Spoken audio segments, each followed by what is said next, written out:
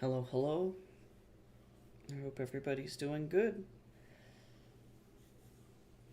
My little back is all broken and crusty.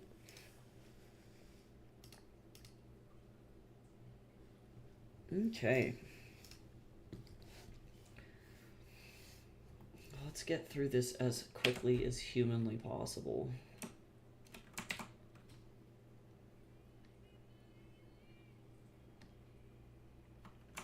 Do I want to do this like this?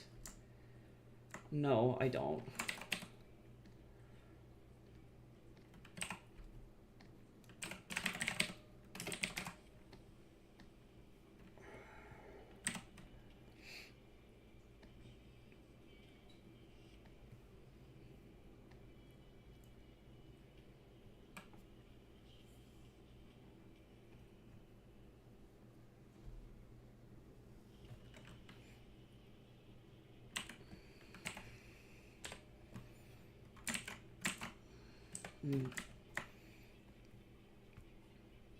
Okay, I'm still like halfway asleep, to be fucking honest.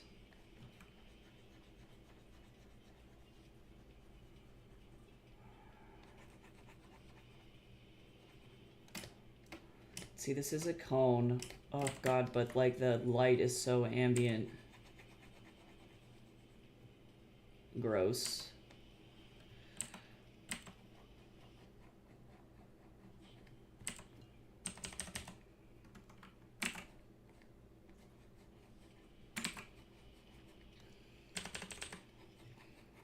Sometimes people's lyrics are just fucking bad. Sorry, Powerhouse. That was really not inspiring. All right. People think that they're being poetic when really it's like it's not really that great. Okay, so now I need to do maybe a cast shadow right behind that.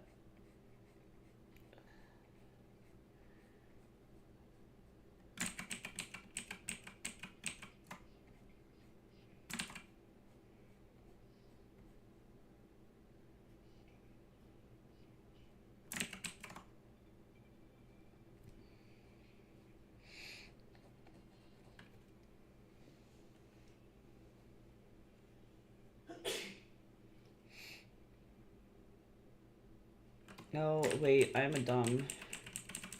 This is not how this goes.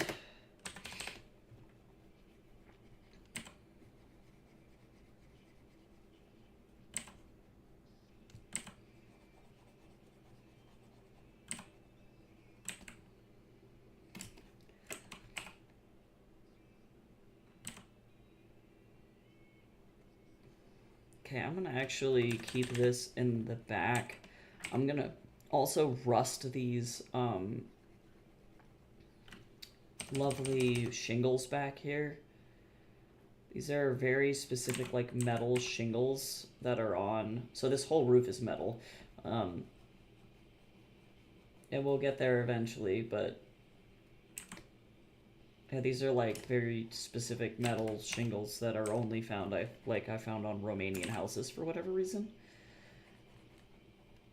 For a long time they were only using metal shingles.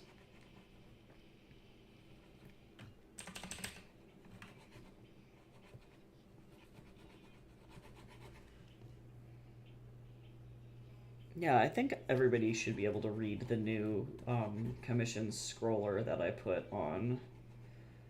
I need to try and figure out if I need to add ones for editing and things like that, which I might.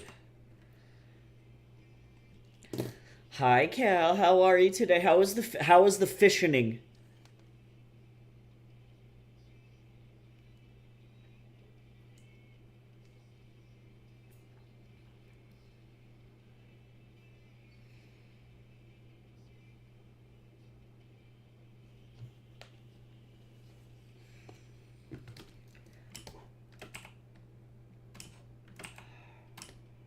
Hi, Badrick. Oh, it's good seeing you. I hope you're doing well. I hope. Are you almost done with your exams? It's got to be almost summertime for you now.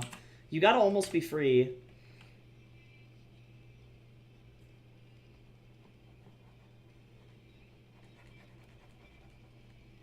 Are you almost free? Oh god, they're almost only just start. Oh god. Same though. I'm kind of coming into finals weeks-ish, give or take. So I understand. It is so dumb. Good luck. I'm sure you'll do fantastic.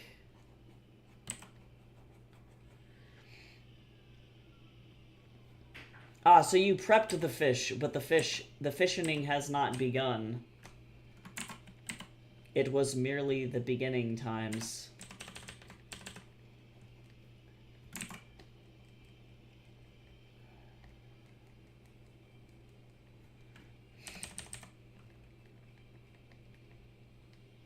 I definitely do not miss doing those kinds of exams at all.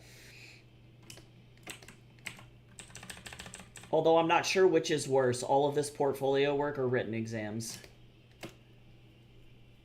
Still need to skin them for the fish and chips, but that won't take long. Dope.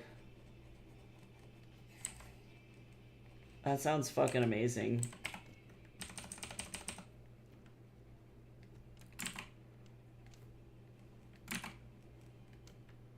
I have to, in just a second, get up and check on the bagel situation for Jason I, because I think he's in craft zone mode and is not, thinking about brekkie fast, so I gotta go make sure that he eats, because otherwise he'll hyper-focus into that and then will not consume, so I might have to get up in just a second. He's over there,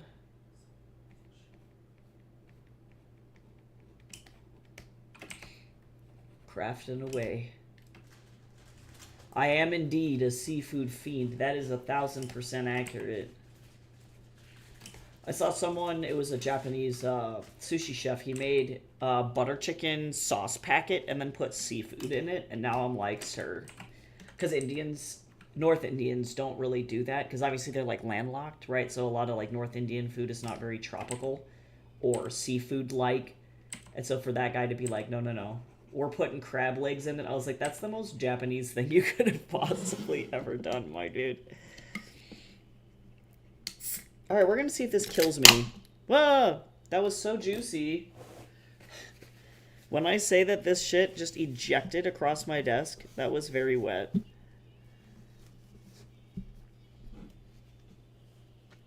Okay, let's see if this kills me. Okay, well, it tastes delicious. So this is like an organic energy drink.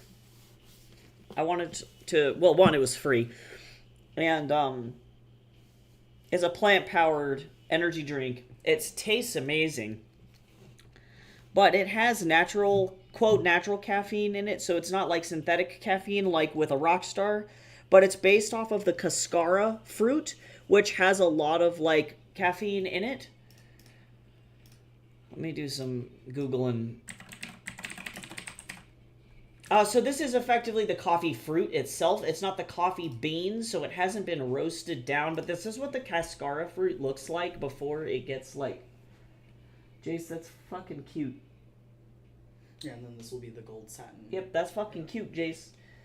But yeah, this is what this does. So, it's got as much caffeine in it as a cup of black tea. Cane sugar, electrolytes, and most importantly, L-theanine, which I think is actually going to prevent me from having fucking issues.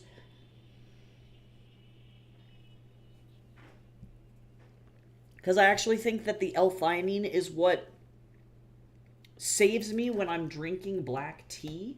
Because if that's the case, I should be fucking wigged out whenever I have black tea. You know what I'm saying? But I don't. I don't wig, you know? And alas, I just wish to function. So here's hoping that this energy drink is actually something that I can drink and enjoy.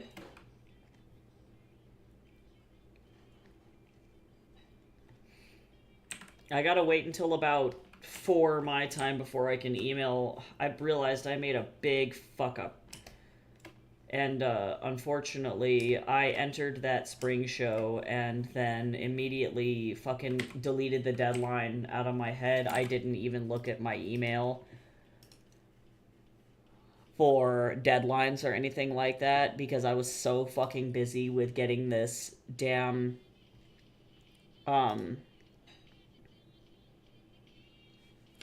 whole fucking portfolio done. Why would you sign me out, you dummy? I would like to sign in, thank you. I hit the sign in button. What the fuck is wrong with you, Microsoft Word?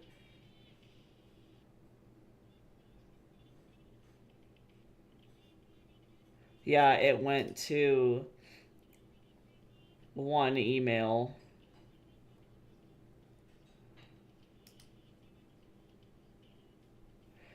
And the spring show submissions deadline was 4/16, so that was fine. And then that was fine. Phys development only.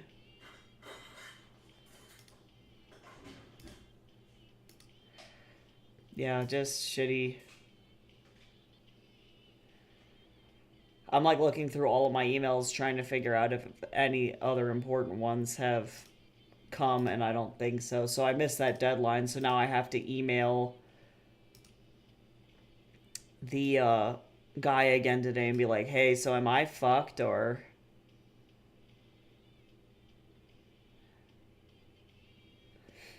I don't need any of this either.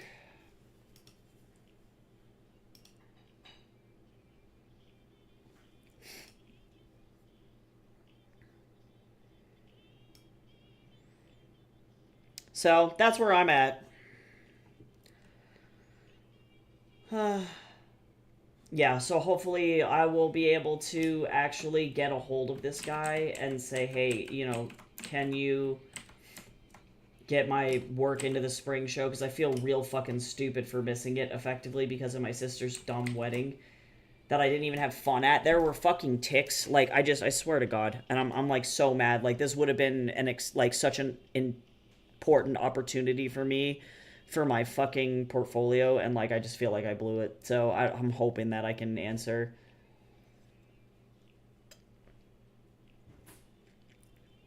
I just downloaded Red Dead Redemption 2 and been playing for way too long, and I've died like 57 times. Hey, I've been playing Red Dead Redemption 2 as well. I am a hunting and trapping fiend. I go and I like fucking... I'm doing all the animal like outfit challenges right now because that's fun. Make sure you manually save. That's my biggest piece of advice. If you complete a challenge, or if you get a special animal or horse, or you finish an exceptionally hard mission, just manually save. Like, go into the story menu and hit the save button, because, like, if you're not careful, for example, you can die and then lose your horse if your horse gets shot, and, like, that's a really easy way to lose super rare or super expensive horses on accident, so don't do that. Don't be me. Do not make my mistake. Oh, self-care combo. Everybody stretch, everybody hydrate. I just drank some of this energy drink. I don't want to chug it too fast, so I'm just going to take it kind of easy with it. It was just some random horse I stole. I can't. Yeah, you can definitely circumvent that by hitting that manual save. I would definitely recommend that if you have the opportunity to do so.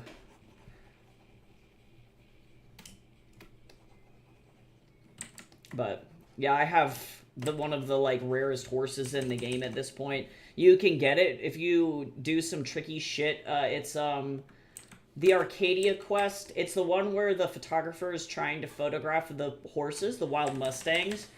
You can get a horse that you're not supposed to get in the game during that point. And I have that stupid dappled Pinto, and I'm like, if this... Her name is Peppercorn, and I'm like, if Peppercorn ever fucking dies, I'm gonna lose my shit. Thank you, Jace. You are the best. Yeah, I would look up a guide for it, though, if you want that horse, because it was kind of a pain in the ass. It took me, like, 4 fucking hours. I was like, you know what, was this horse worth it? And the answer is Peppercorn was definitely worth it. It's chapter 2. You can access it as early as chapter 2. I effectively don't do the story at all and just fucking run around and trap beavers and shit. But the guy you're looking for is... Let's see, Arcadia 2, Red Dead Redemption 2, photographer... Arcadia for Amateurs is the name of the quest, and he will show up. You're looking for this photographer guy, and he'll show up near this lake. That's whoops, if I can actually do this. He'll show up near this lake that's north of Emerald Ranch, and this is the one. His name is Albert. But I would look up Arcadia for Amateurs 2, Dappled Pinto, if you want that horse, because it's fucking horrendous to get. I love him. He keeps almost getting mauled by bears. He's like one of my favorite NPCs, to be honest. Nah, to be fucking frank, my favorite NPC is actually, Mickey. He's that, armless veteran from Valentine. I fucking love that guy. I feel really bad for him, but I appreciate him. I feel like I have to try and explain to people if people are like, was that really what America was like? And it's like, as somebody who has done a shitload of research of that period specifically, yes. 1000%. Red Dead Redemption 2 is like one of the most historically accurate games I've ever fucking played in my life.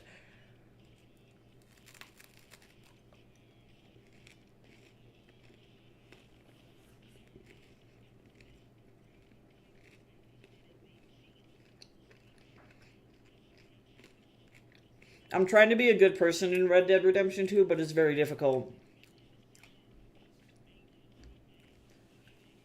Oh, yeah, the Aberdeen pig farm people. Yep, I love them. Did you break back into their house and steal your shit back? I gotta go deal with them in a second. That's, like, next on my list of things to do.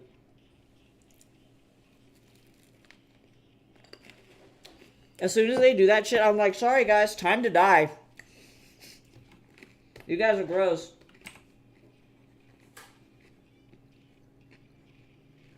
Got more back than I lost, too. Yes! We love a good redemption arc here. My favorite is all the dealings with the KKK. Like, they just keep dying. It's the funniest shit. Whoever wrote that like, entire segment deserves a fucking medal. It's so funny.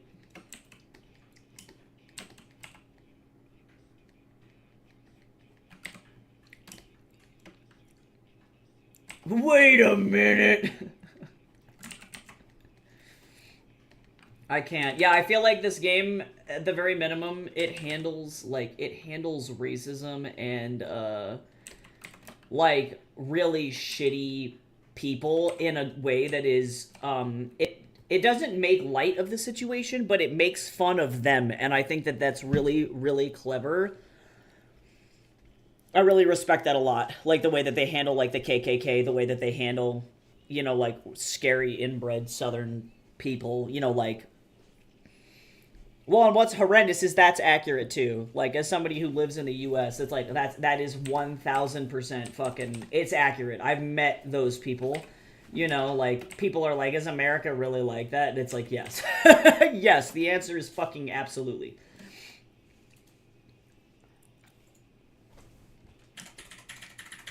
So horrifying. I don't have any of those in my family. No incest guys in my family, anyway.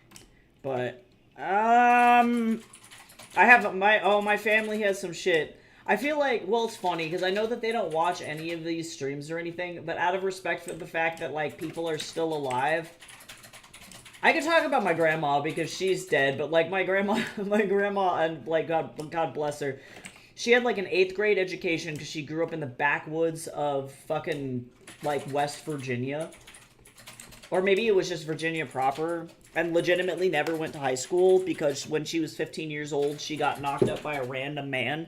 And then they had to get married, and then he was crazy and would literally, I shit you not, tie her to the bed. And then, effectively her kids, so that would have been like my three oldest aunts were all toddlers, and they would have just been like running around, unable to be cared of because he was like crazy, and he was like, yeah, you're gonna go cheat on me with some other younger man because he was like fucking 30 years older than her. And then eventually she managed to escape and literally turned around and never looked back. So that's how that happened. So that's my grandma. That's my grandma's origin story. And then she married my abuelo, who was Mexican as hell. And yeah, Gram. No, for real. And then yeah. Unfortunately, though, all of my oldest aunts are racist as fuck. They're just really, really bad. And transphobic as hell, so that's like... I don't know. I wish that they were better. But they're, because they predominantly live in Louisiana, they are very, unfortunately not nice people. Like, there's a reason none of them are coming to the wedding. Like, it's just... But they are those Aberdeen pig farm people. That's them. That's them. Somehow my Hispanic family is nicer. Which is saying a lot, because they're also, like, slightly homophobic and, like, kind of racist. Well, they can't be racist because they are Hispanic. They're very prejudiced against, like, white people, and I happen to be very, like, güero. So, güerito, like, super, super light-skinned, which is unfortunate for me. Speaking of that... I fucking got, like, okay, alright, no shade to Argentinians, because obviously we don't want to fucking, at least they don't murder and rob people, Badrick. Okay, before I start on my tirade about Argentinians, you do not know the things that I've seen. And again, out of respect of certain family members who are alive, I'm not going to say anything, because I know shit that I should not know. And it's not my Hispanic family, it's the white family. Like, I'm not gonna say anything. Okay, but no, like, crazy. So it's so crazy. I didn't realize, like, and again, no shade to Argentinian people, because I don't know very many of them, if any of them, personally, on a personal level.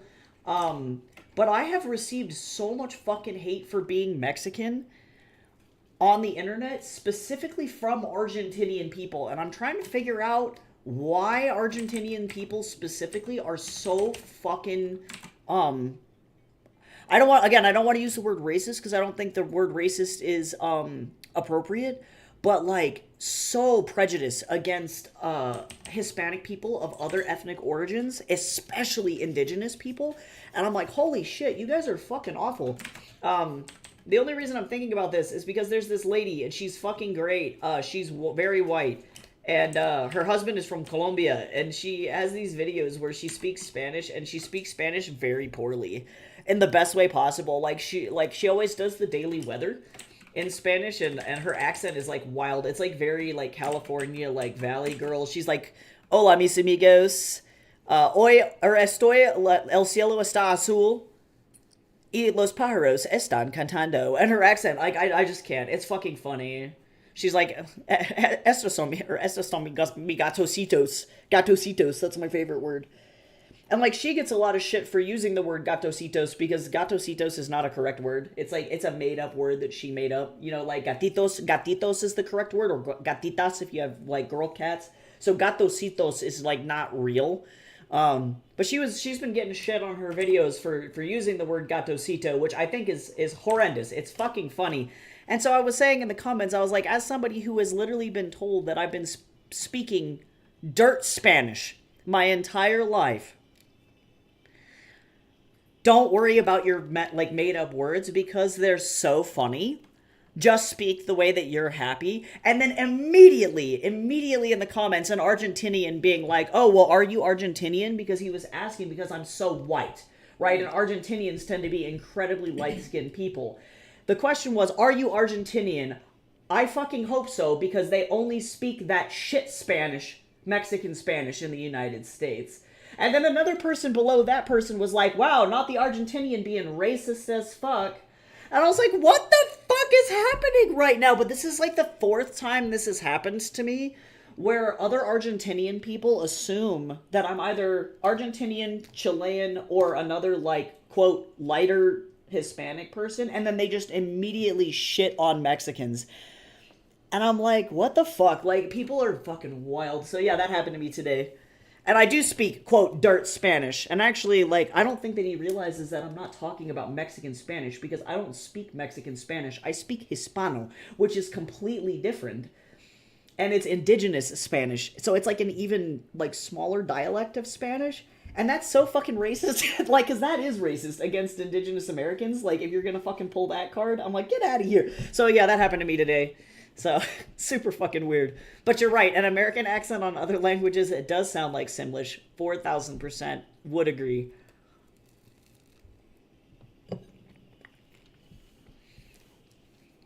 My favorite phrase that she has is, no quiero un trabajo, pero necesito un trabajo. And I'm like, it's relatable. I don't want one either. But yeah, I don't know. That's like it's weird that I keep running into that specific issue. I don't know why. Why are Argentinians racist against Mexicans? Because I know Mexicans get a lot of shit. Whoa! Wait, no, is this like some fucking shit that I didn't even know about? This is a article from New Lines magazine. Argentinia's racism problem. A song against black French soccer players is a symptom of deep-rooted prejudice. Damn. One of the first things you learn in any sociology course is to be cautious with generalizations, right? And that's what I was saying at the beginning of this conversation. Los Argentinos son, like, is a difficult and improbable phrase, because saying, like, Argentine men are, you know what I mean? Like, you can't make those kinds of generalizations. However, in just 200 years of being an independent nation, Argentina has constructed several overarching myths. No nation can do without them. One such myth is that we are a European society inexplicably transported to Latin America, a kind of island on a continent, uneasily sharing that status with Uruguay, or more precisely, the capital Montevideo, which is often seen as a slightly anachronistic Buenos Aires. Another myth is that everybody talks about us all the time. And so this is written by an Argentinian person, by the way. This is Pablo Alabarces. That's who is writing this article. Everybody talks about us all the time. The universe has no other topic of conversation other than the adventures of Argentina. If to make matters worse, the topic is soccer, or sometimes other sports like boxing, motorsports, tennis, rugby, basketball. And then there's the final myth. We are an ethnically unified society. We Argentines come from the boats, says a popular song from 1982. The full quote is, the Brazilians come from the jungle, Mexicans come from the Indians. Ah, there's the racism. But we Argentines come from the boats. Though a bad song, it was cited by a former Argentine President Alberto Fernandez in 2021, who attributed the idea to the Mexican writer Octavio Paz, who had actually written that Mexicans descended from the Aztecs, Peruvians from the Incas, and Argentines from the boats. The boats here to signify the perpetuation of the notion of transplanted Europe via Italian and Spanish migration. So the narrative does not account for what happened to the indigenous populations or the descendants of African slaves who arrived in large numbers through the Americas, including what would become Argentina. Serious studies affirm that at the time of independence from Spain in the early 19th century, the population of African slaves was less than 15% of the total population. The explanation is threefold: mixed marriages, concealment, and denial. In Argentina, quote, there are no black people. Therefore, thankfully, we are not racist. We can be racist. Black is used as a classist insult. Black people are poor people, the poorer the blacker. But that is not racism, according to the good conscience of the white urban middle classes. The latter is, of course, pure irony. Wow, holy shit. So yeah, okay, so that actually then makes a lot of sense. That makes everything make so much fucking sense, and that's really, really sad. That's really sad. So yeah, kind of a weird thing that I learned. A weird reality. So bizarre. So yeah, indigenous peoples are cool, and it is very sad that is a common and popular viewpoint among the people of Argentina. Obviously, again, not all Argentinos. No shades to the entire population of Argentina, but like, god damn. That brush is not going to be what I want it to be. I just wonder why that happens to like an entire population of people. You know what I'm saying? Like that's just so sad. Like it's and I recognize it's like the you know, overall systemic reinforcement of those ideas over time, but like god damn. Yeah, and it's true. Well, and it's crazy because like they used to be like overall, I would say obviously like not necessarily the like lightest people on the planet. It's just so sad because like yeah, you can see the colorism really fucking like go in absolute ham because this guy looks like my abuelo. You know what I mean? And obviously my abuelo is Inde. My abuelo, he was Dine. He is not indigenous Argentine like Argentino at all. Like he's that's not it. And I get that these people are slightly lighter than what my family would have looked like, but these people also are brown. And so it is really sad because then you know that there are groups of people there, just like we have problems here, where people are attacking their own people despite the fact that it's like, no, we're all the same. Like, we're all from the same blood. We all got dicked by the same people. Like, and it's super sad because my abuelo did not want to identify as Mexican at all. Like he was so afraid of like identifying as Mexican because he did not want to be associated with that stereotype. Like that was such a strong stereotype even among like Mexican folks around him as well. And it's yeah, it's really frustrating. So yeah, no surprise. No surprise.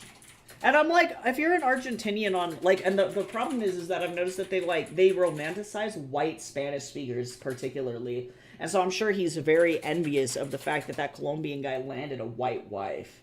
And that she even speaks some Spanish, even if she's speaking it in a joking accent. It's like, oh, it's so gross. So gross. So yeah, don't be gross, people. That's the secret. Is that the secret?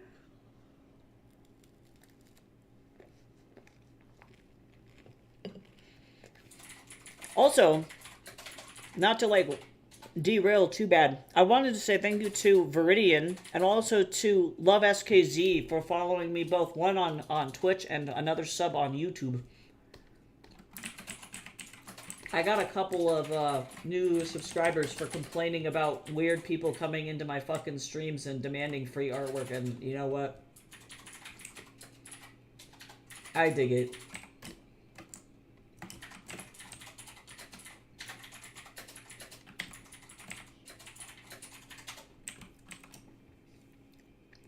Happens in the Philippines pretty heavily too, like between Chinese and Spanish colonization on top of pressure from America and their own government and culture, colorism and self-directed racism is pretty awful. Yeah, it's fucking wild. And not like it's wild in the sense that it's like unbelievable, because obviously it's very believable, but wild in the sense that it's just like sad, I guess, like, and frustrating, I think is the word that I would use. Frustrating for sure. I'm trying to figure out which one of these is the broken ass one that's gonna totally ruin my life.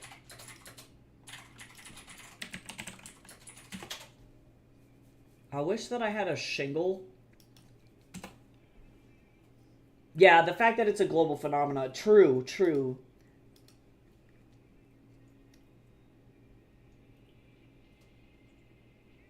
Well, that's what's so frustrating, at least for me, is it's like mind-blowing how, I dodge a lot of the bullets because I'm so white looking. Like, people feel like they can come to me and start talking shit about my own ancestry, my own people, my own family. And I'm like, bro, like, no. We don't get to play this game over here. Like, you don't fucking know. Just because I don't look Mexican doesn't mean I'm not Mexican, you asshole.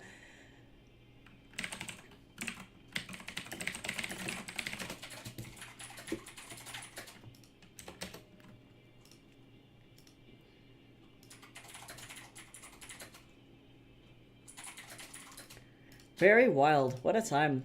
The internet's been wily lately. I've been getting so many fucking bots lately as well. I'm like, what is going on? Okay, we're gonna use this.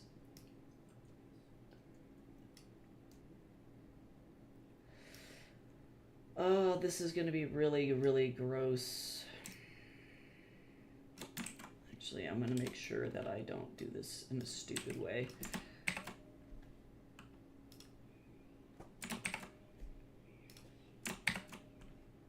Okay. This is how we do this, by the way. Just in case anybody was curious about how to actually force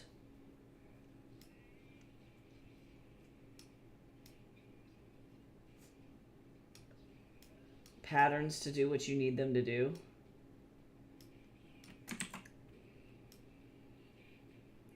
This is how you do it.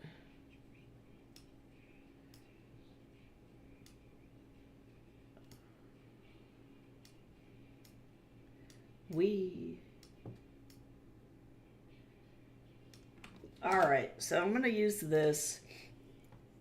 You came to the wrong person, bitch. Yeah, and it's like, it happens in the reverse, too. Like, I literally will never, ever forget my cousins, my own fucking cousins.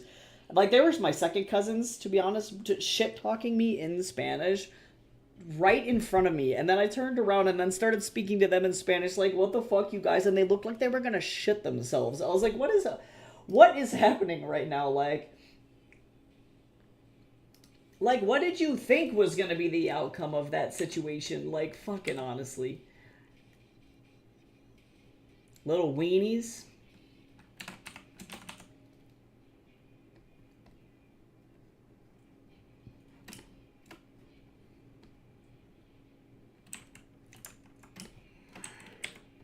I think I'm going to,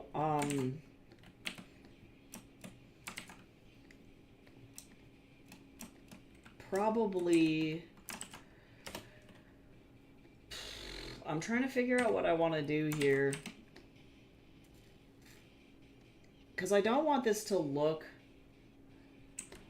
fake, so I need to like be really careful with how much I lay in this texture. And then also too, I'm going to do a filter gallery.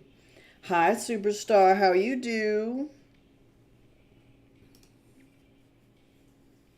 There we go, that's better. Hopefully you're doing great.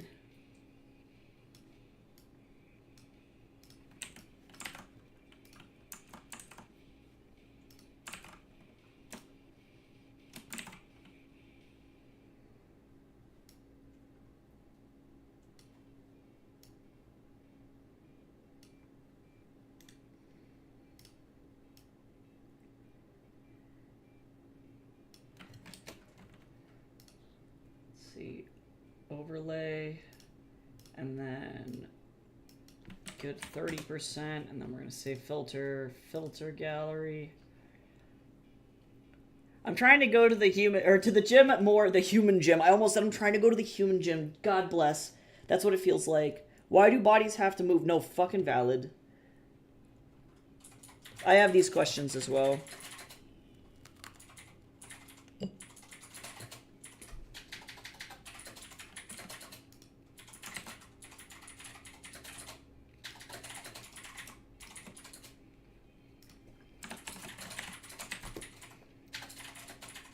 Hydrate. Okay, I'm gonna keep drinking this energy drink because actually I don't feel like I'm gonna die. Is this the secret?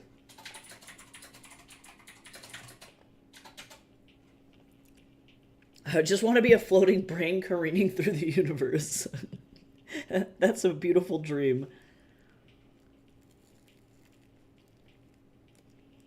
No, Jace, no logic, only sadness.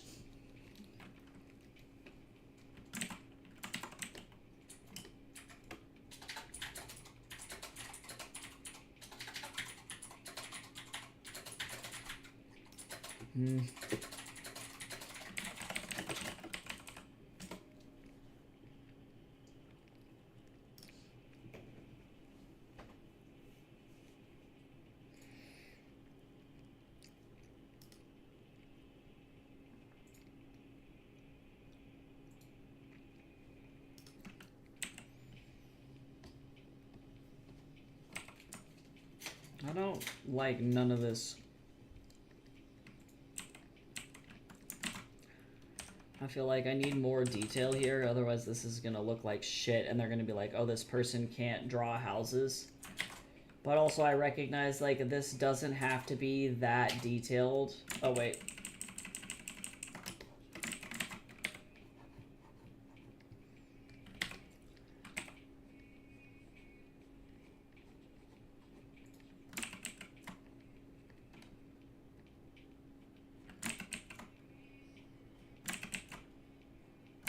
Hello?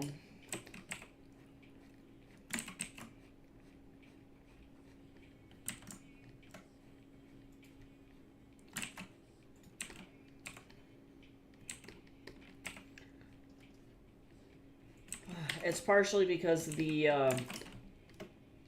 lines are really, really thick, but I'm not super worried about it. Okay, let me see what we got here, because I'm going to go ahead and on this section only, I'm going to just start doing a bunch of detail work here.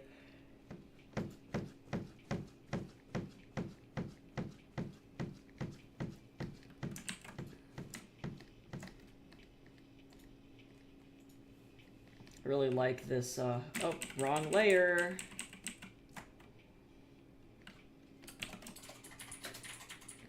I was gonna say I really like this pattern, this texture here. This is like one of my favorite brushes. I also need to get like brown, like rust color. I just remembered a song I think you might like. It's, oh, Better Off Alone by Kai Wachi. Let me see. I probably have.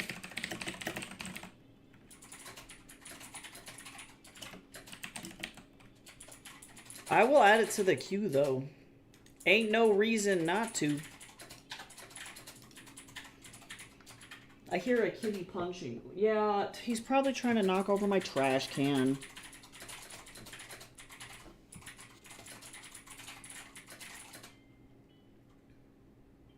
Young man!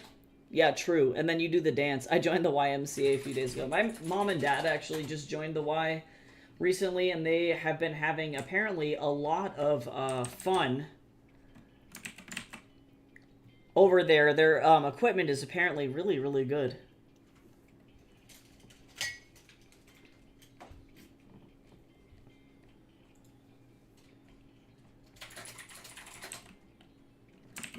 Color dodge is not the color for me. What am I looking for? I want something that's like...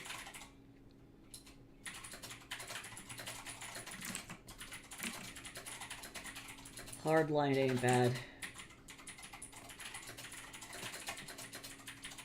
Because I really would like, yes, rust. And I think I'm going to do this on multiple areas of this. Oh, nice. My mom gets it for free. Hell yeah. And I get it for $35 a month. That's pretty fucking good.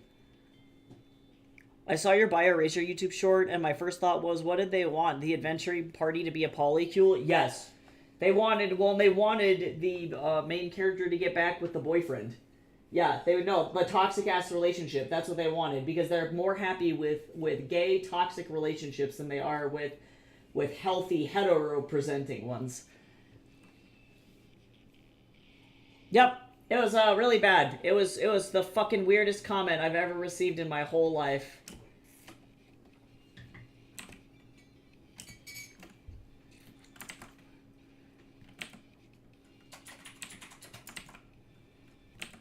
Also, I don't know if you can help our punching son.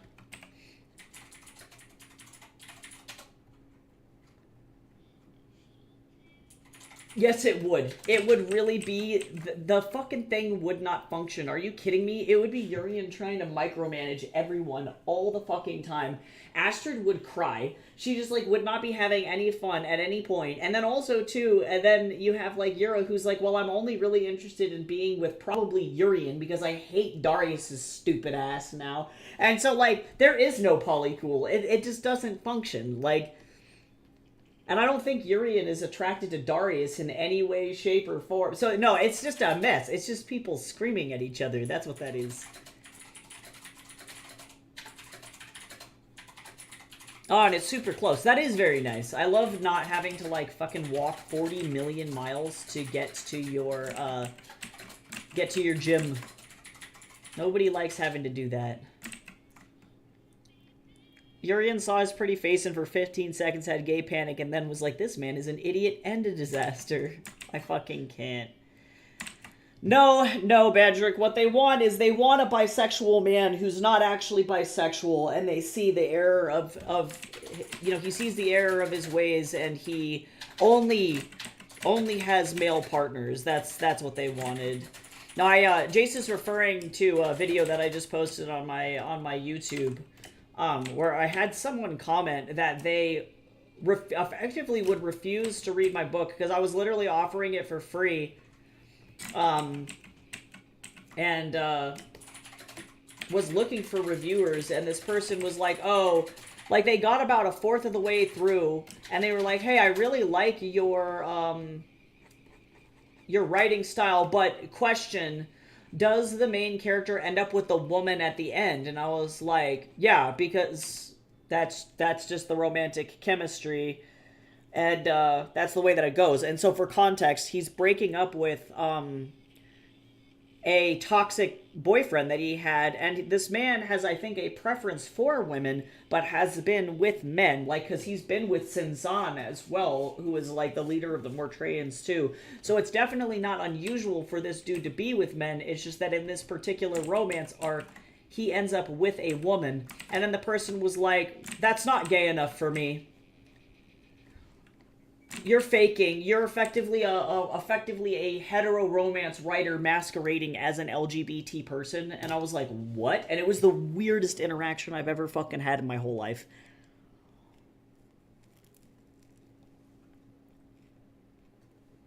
Yes, exactly, Jace. Exactly. That's what they're looking for. Exactly.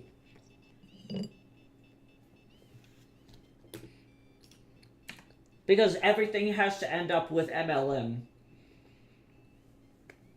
Because, like, and I get wanting to see yourself in other characters. Like, maybe you yourself are a bisexual person and you realize that you do prefer men and you have this, like, coming out moment, effectively, where you then get the freedom of being able to date the person of your preferred gender.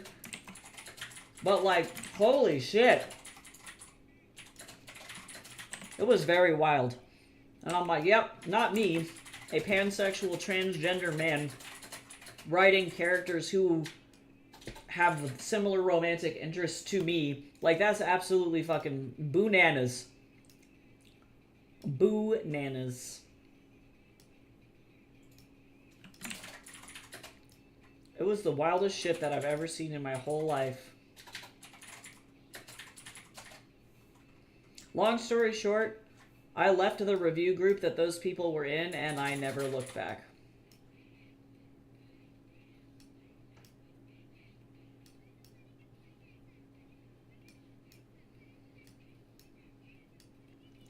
It was super awkward.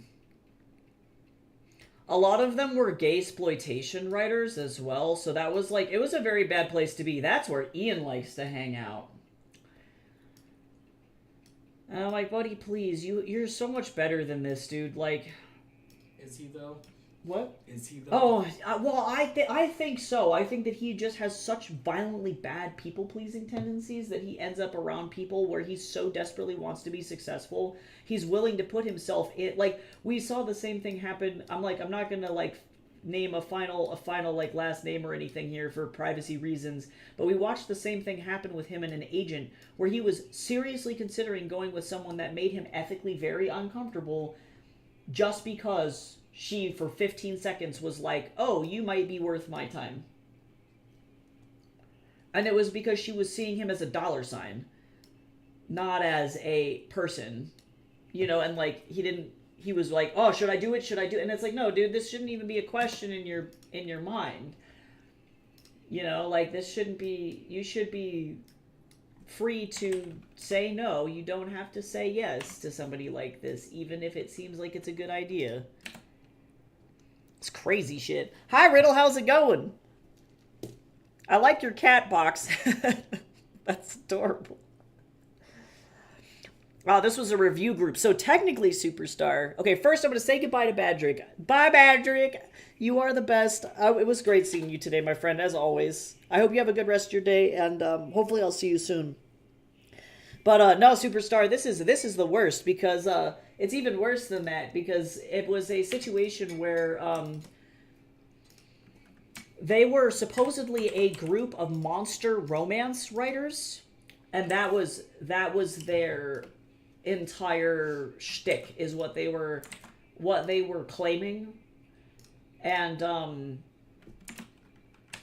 that was not what I found when because I ended up getting invited in there because a fellow author that I know wrote a book that is an angel and priest romance, and it did very, very well, very well, in the MLM and gay literature community. Because the author who wrote, if you're familiar with the title Angels Before Man, did a blurb review for the back of the book and then shared it on his social media, and it blew up, which is great because he's an indie author who sold probably over 1,000 copies of his books. His book got so popular that Tor, who publishes authors like TJ Klune, offered him an audiobook deal. Like, it was a big fucking deal. It was really huge. And then effectively everybody in this like monster author community, like, because I recognize that particular author friend that I have, or author acquaintance I should say, is writing erotica. That's what he chose to write.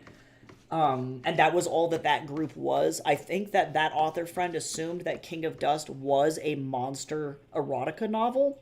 That is not what it is. It is an LGBT game-lit fantasy novel.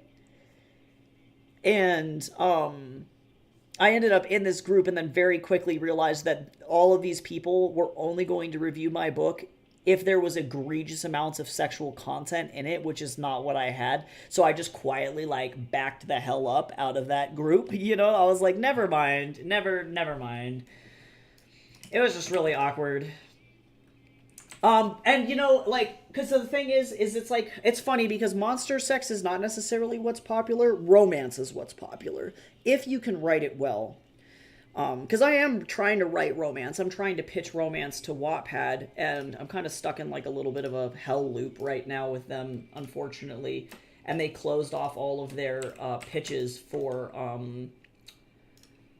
their other like regular submissions, which is fine, and I'm hoping that this editor that's trying to work with me is gonna want me to work on stuff for him, but I haven't heard any single thing back. And I'm all good with some fun, saucy romance, but to have effectively an entire group of like fiction writers, I guess, be so exclusionary toward members of their own community, I was like, you know what, I gotta go. I was like, I need to leave. It was very awkward. Also, hi, Riddle. I like your popcorn emotes. Everything is cool. We're working on some concept art today. Venting about random shit. The bad art friend debate. I don't think so. I might be more familiar with it if you explain what happened, but I that's not ringing any bells for me. I tend to avoid a lot of the internet drama. Oh god, Tatsu punching. Look at him. Look dead into his eyes, Jace. He's so sad.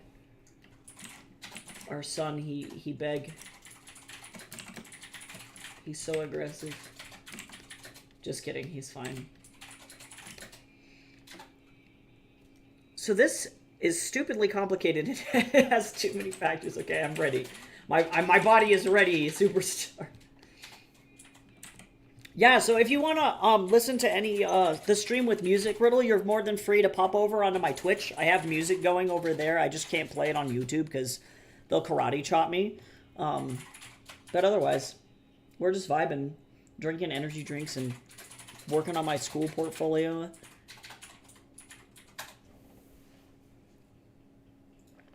Because it'd be like one thing to be like, I have a hard time relating to or feeling comfortable reading hetero-presenting relationships, so I'll DNF this, but thank you for sharing. But no. Right? Yeah, and everybody else that DNF'd it ghosted me because I think they realized again that it wasn't erotica, so they didn't want to read it, so they just like abandoned me and they didn't say anything. I had a better time getting reviews from many, many, many other places because I know that the book is not a bad book. It wouldn't have like almost 5 stars on Goodreads and Amazon if it was a bad book. Like it was a very weird experience. It would not have been a Waddy's finalist, and it wouldn't have been a Waddy's finalist, and it wouldn't have been True. on the editor's choice list twice. Right, which is funny because Wattpad is a romance-forward platform, and they still like my work. Because it has a romance subplot. Yep, it's just it was very bizarre. It was a weird experience for me. Yes, okay. Okay, let's go. Oh my god, Mr. Man, he scream. Our cat's screaming. He's punching everything. He wants lunch. Okay, 1 second. I'm trying to remember the name. It involves Dawn Dorland and Sonya Larson. These names mean nothing to me, but I'm going to trust you on this one. Also, hi, Bob N. Welcome in. I hope you're having a good day. We're painting a chimney and talking about art and writing drama. I'm a concept artist. I'm going to school for concept art. Let me show you some of my work. But this is the kind of stuff that I normally do. I got to do some tweaking on some of these, so we're going to implement some critiques here that my teacher gave me, but these are some of my final cinematic paintings for my portfolio. So I'm going to be graduating in a couple of weeks, and I am very excited to be done with round 2 of art school and hopefully get a job in the field, because I am tired and I don't want to do this anymore.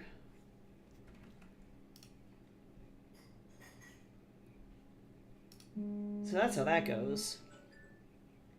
So they both worked at a Grub Street, and Sonya was considered like the big deal.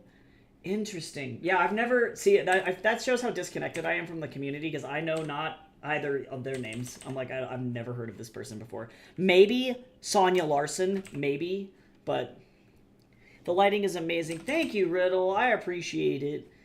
Yeah, the goal is to, in these cinematic paintings, kind of just show off the overall vibe. Get out of here, context bar.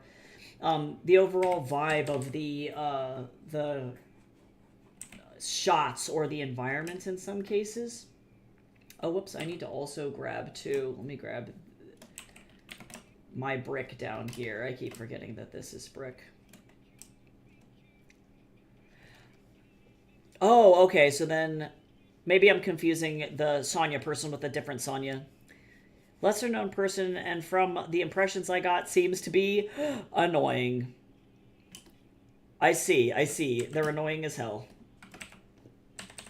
Yeah, I've, for this portfolio, I've got, like, this is my, like, 20th piece of artwork, I think, overall for my portfolio, so I gotta just kind of put it together in both a pitch document format and a portfolio format. So it's gonna be kind of fun. But I've got, like, character concept work, I've got prop work. If anybody's interested in seeing the, entire collection of what I have for this, let me know. Because I've been working, like, literally non-stop for the last, like, 2 months to have these pieces done. It's been crazy.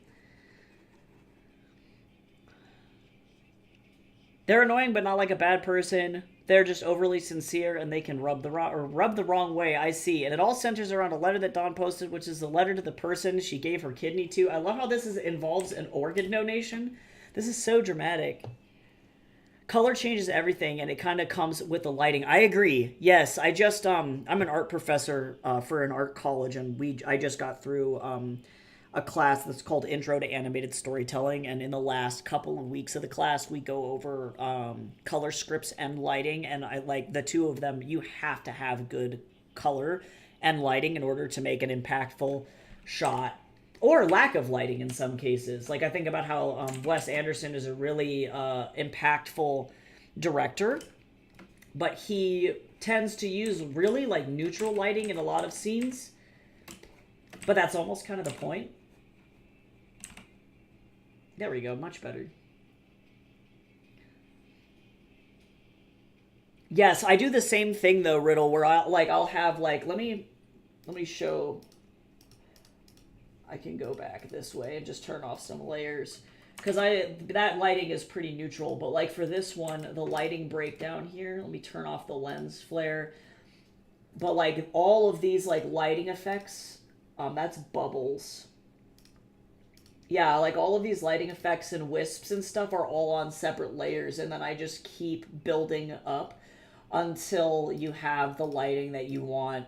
And like I find that to be the most effective way, at least in Photoshop, to do that. I definitely prefer to do it that way. It makes it really fast. I respect painting lighting the traditional way, but like what is concept art? Hi, Crulio. I'll wait until you get... Are you out of the ad, Crulio? Let me know, because I don't want to, like, explain if you're trapped in ad town. Okay, so Sonya then later publishes a short story about this terrible, annoying person who gives a kidney to a character very much like Sonya, and then includes a letter that is, oh no, very familiar to Dawn.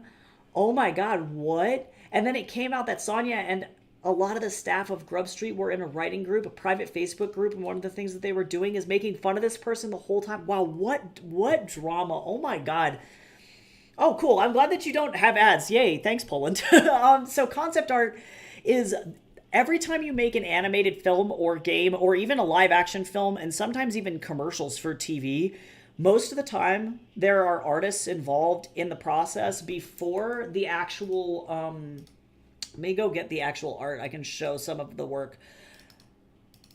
There are visual development artists is what they're called. Most of the, like, I guess, like, non-art community knows them as concept artists, but they're visual development artists is the official term. And then effectively you make work like this that showcases effectively designs before they're finalized. So that way when you're working with another team, like an animation team or a 3D modeling team, they can produce the work based on your concept art. And it's not just things like illustrations, it's things like this where you have like turnarounds of characters, or like here's like a prop that I did of a weapon, things like this, so that like modelers can have like front, side, top, bottom, blade, no blade, what the materials look like, so that way when they go and make the work, it will be as accurate as possible to the art director's vision. It's a lot of very technical drawing and making sure that you have like different color studies, environmental studies, like all of that stuff, different like buildings, props, like, yeah, all of that stuff. So that is what I'm going to school for currently. Oh, I have DNS that blocks ads everywhere but YouTube. Honestly, that's the way to live. That's the way to live. Usually my characters are more dull than the background. I love that you like doing backgrounds, Riddle. That's so awesome. I'm really bad at environments. Like, I have had to force myself to, like, really work on environments. I consider myself a portrait artist, which is what makes this kind of difficult. But worth it, to be honest. And for me, I think the colors that I tend to use depend largely upon, like, the overall, I guess, like, theme of the project that I'm working on. Because, like, I did, where's my Lobo drawing? I always bring up Lobo because, like, in this is a good example. This project is called King of Dust, and it's based on a novel that I published. And, like, these characters are super bright, super bright compared to the, like, really dull, desaturated backgrounds of this particular world, because that's just, like, the vibe of the characters overall. But, like, in other projects that I've worked on, no, I guess it was this year, we want in elements of visual development. Like, and these are some other concept paintings I've done for other ideas where, like, I like to have these very bright, like, super colorful backgrounds for all of this stuff. But this character, Lobo, is a good example of that, where he went through a bunch of design changes from this illustration to this final, where he's just super, super, super bright. But I really love, like, rim lighting and bright highlights and hot, like, texture contrast. So, like, lots of metals and things like that. I just really like to play around with everything. Because this would be another example where the background is maybe kind of like neutrally toned, but the lighting is crazy. I just really love like rainbow lighting. I believe still to this day the two of them are suing each other. Oh my god, here's the New York Times article. Oh my god, the drama. I can't. Also, thank you, Superstar. Yeah, the Little Red Riding Hood stuff is not going in my final portfolio, but I'm very happy with how it, like, turned out. And I would love to do, like, use Lobo for, like, an art project later. That would be very cool. Maybe a book is in the future. A Little Red Riding Hood adaptation could be really, really fun.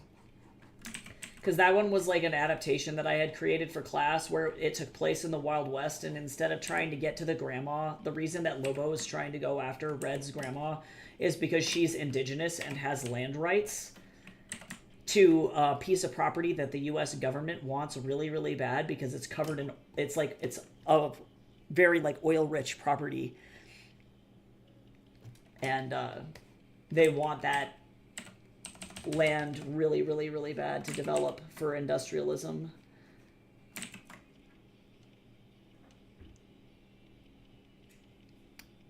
So, like, an art architect. Yeah, kind of. Like, visual development artists are the ones who lay the foundation for pretty much, like, every single thing that you could possibly do. That includes, like, storyboards. It includes color scripting, cleanup, like, all sorts of stuff. Like, I think about how, let me go find, like, pretty much any video game franchise. I always use Bob as an example. Like, anytime you get, like, an art of book for any, like, films or games, like, this guy was, like, I think my first big love for concept art. But, you know, he's listed in the credits as, like, lead concept artist, or I think he might have been the art director. Yeah, he led visual development, art, animation, direction, cinematic character animations, and camera layout. So in other words, this dude was the backbone of these games. And you can see how he has a lot of, like, model packets that are really similar to what I've created, where you have head turnarounds, you have character expressions, you have, these are called lemon poses, or sometimes action poses. This is a head turnaround, a more formal one of his head, and then a final rendered character illustration. I love as, like, my Errol fan art pops up over on the left there. But yeah, pretty much every game or film, animated film, and sometimes even live action films have that level of work done for them for effectively every single character. A lot of the major props all kind of receive the same treatment to make sure that everybody's on the same page, especially when you're working with teams of potentially thousands of people. You know, you have to be able to stay, like, all on the same page, otherwise things can get weird. Actually, I'm going to group all these together. We're going to call this shingles.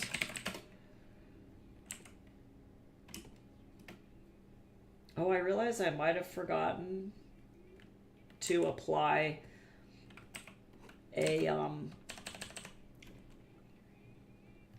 filter to the other shingles.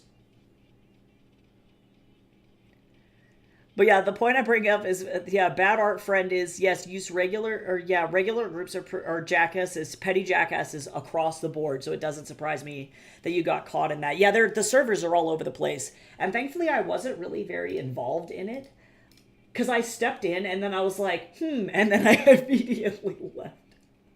I was like, never mind, what the fuck is so... I was so messed up.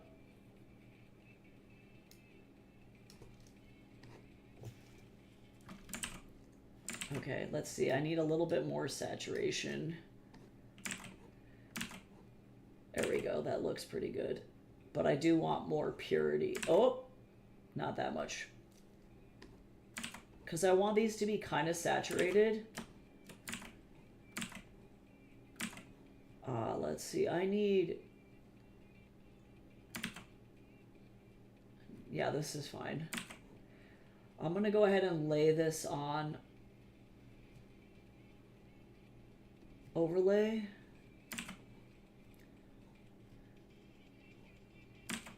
And I'll work on the desaturation, I think.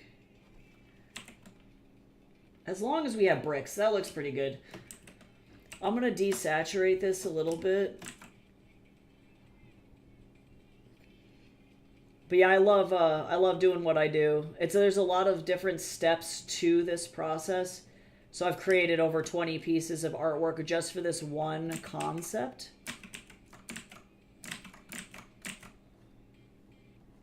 But it's been worth it to be able to like also visualize my project as well, like to be able to, because I have all of these strong ideas of what these characters look like in my head, so to be able to do this much work for like a pitch packet for them has been really, really fun. Do I want to do I'm trying to figure out if I want to do mortar on this.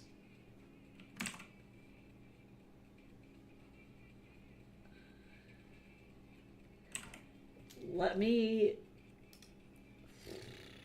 not multiply.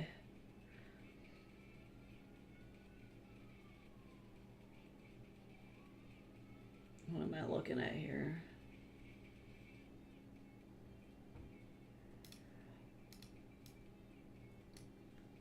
This song actually hits really hard. I love it. Okay. Oh, I always wondered how to move on to drawing on a laptop. I used to draw on a tablet and now on a phone. I hate drawing on a laptop. I draw using, this is a Wacom Intuos 4. They don't even make this model anymore. It's like over a decade old. It's kind of a small to medium-sized drawing tablet on my desk. So I also hate Cintiqs too. Apparently they've gotten better, or so I have heard from a variety of artists. I don't know if I believe them. But like, I hate Cintiqs. I hate drawing on Cintiqs. But I don't like drawing on a tablet, or on a, not on a tablet, on a laptop, because I feel like it's really cramped. And I use my key commands so intensely on my keyboard that if I don't have access to a keyboard, that like really screws me. Okay, let me erase some of this out. This is a little bit hot. Hi, Viridian. Hey, thank you so much for the follow, by the way. Welcome in.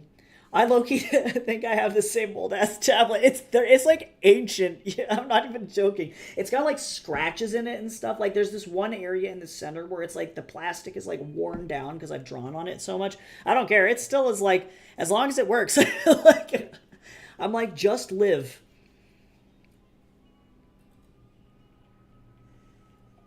They're still suing each other. Yeah, honestly, it sounds like a big violation of privacy regardless. Like, that's terrible.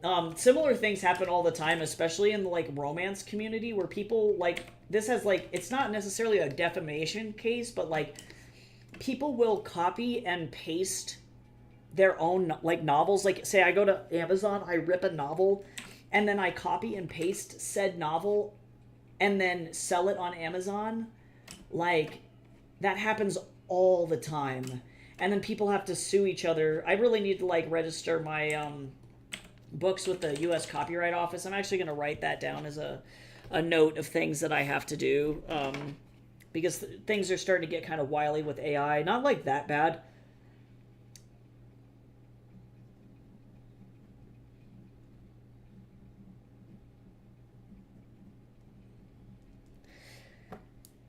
Because Meta is currently in a big copyright lawsuit over AI right now. And so far, looks like the judge is probably going to rule in the favor of artists, which is great, or authors in this particular case. So kind of curious to see how that's going to go down. So far, it's been mostly the judge just bullying Mark Zuckerberg, and that's been really funny.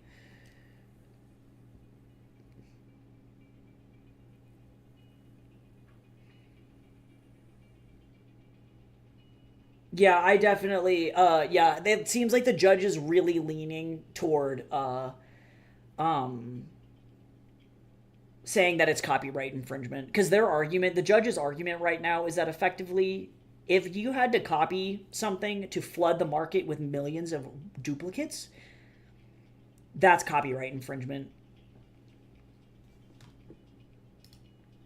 Get out of here, bot! I rocket punched that bot into eternity. Get out of here. Yeah, there's no definition of copyright, right? Like the copyright law has not existed for like over 150. Well, I guess modern copyright really over 100 years at this point, but like, goddamn. You would think, you know? Yeah, they're trying to play dumb and it's not really working.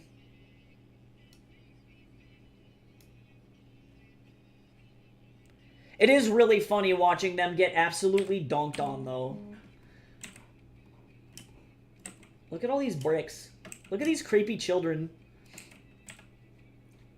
I'm going to add a lot of lighting effects here, so this is definitely like a trust the process kind of a situation where it's going to be kind of ugly for a second. And I got to do a lot of work on the line work as well. And more texture work on the house, but as I go in, it'll slowly get better. Slowly but surely. Me and architecture aren't friends.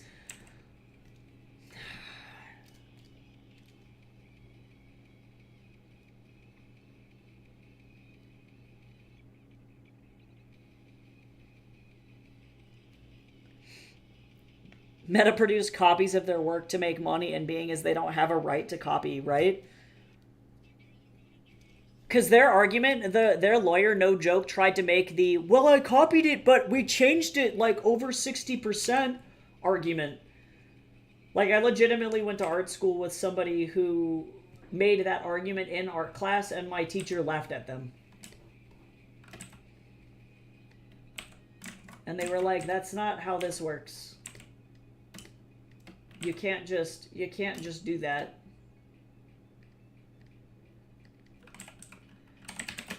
Yes, Viridian, no, you're right, though. No, okay, so I'm, like, mostly a portraiture artist, to be honest, and, like, we were talking about that earlier, where, like, backgrounds and me are not friends. And, like, I don't know, it's just, it's very tedious, and it's not, like, I recognize that this particular style of background is supposed to be kind of stylized, and so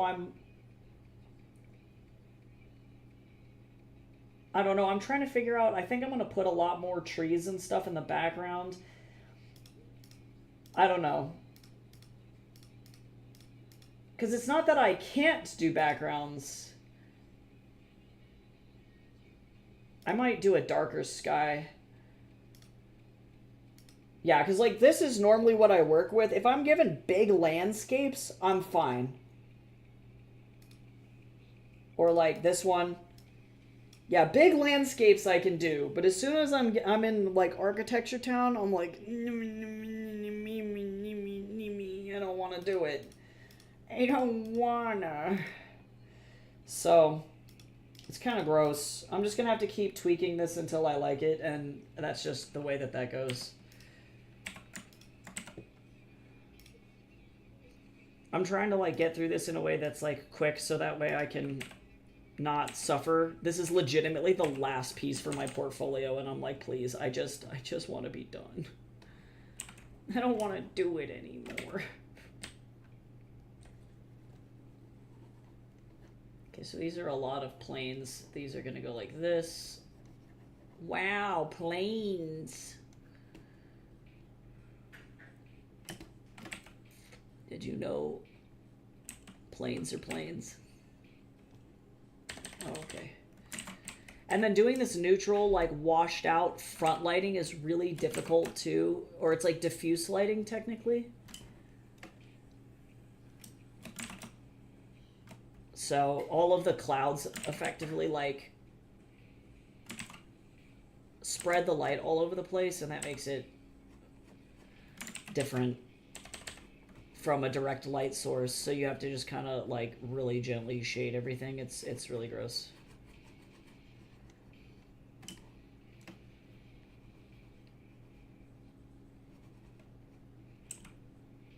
Gross. That's just all I gotta say. I don't fucking know.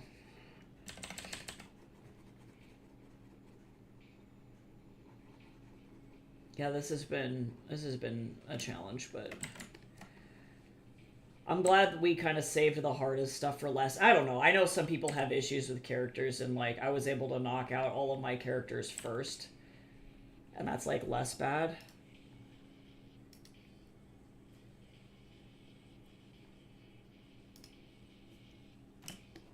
Thank you, Viridian. You're so nice. Thank you, thank you, thank you. Yeah, just they take much longer. Like I can whip out a character in like an hour and a half because I know anatomy really really well at this point, but like these backgrounds. Oh, we gotta hydrate. Everybody should take some time, drink some water, tea, soda, coffee, milk, whatever you have. Stay hydrated. It's definitely worth it in the end. Oh no, it's true. No, you're right though, Riddle. Is it takes so much longer to get through a really like solid looking background, and like as I keep going on this, it'll look better. I need better foreground elements, and I think I'm gonna put some trees or something in here. I don't know. I gotta just keep going. I'm pretty sure I listened to this song like pretty recent. And ooh woo. There we go. I'm fine.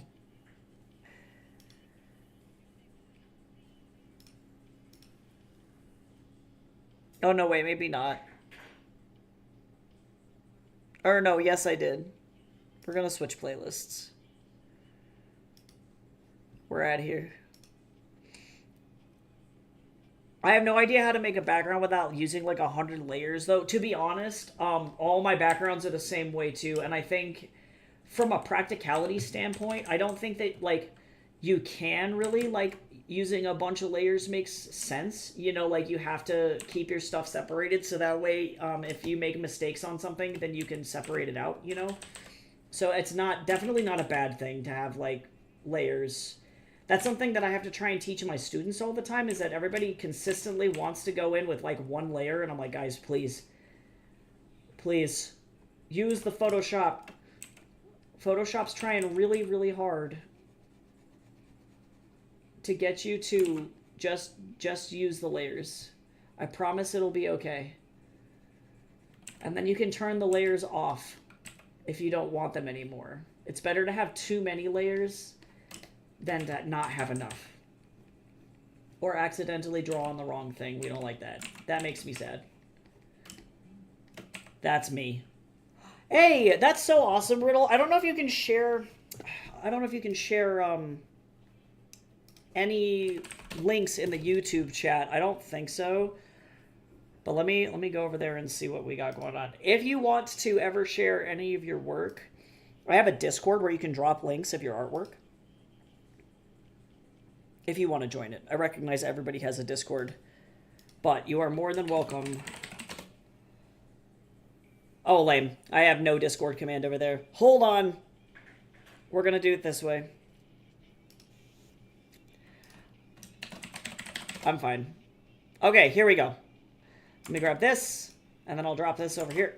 There we go. There's the Discord link if you would like it.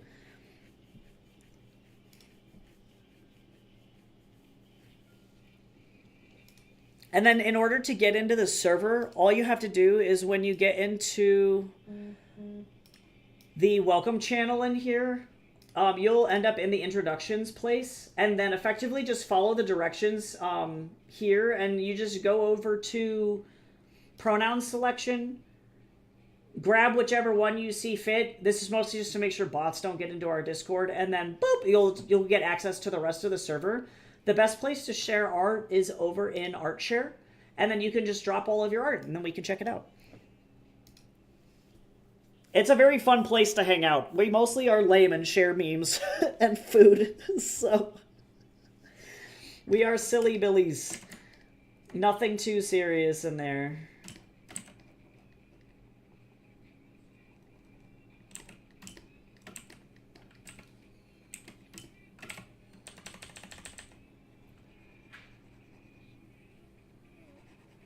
And that definitely applies to everybody too. Any artists, if you wanna join, or writers too. And it's of any level. We're all really nice. We have a critique corner in there.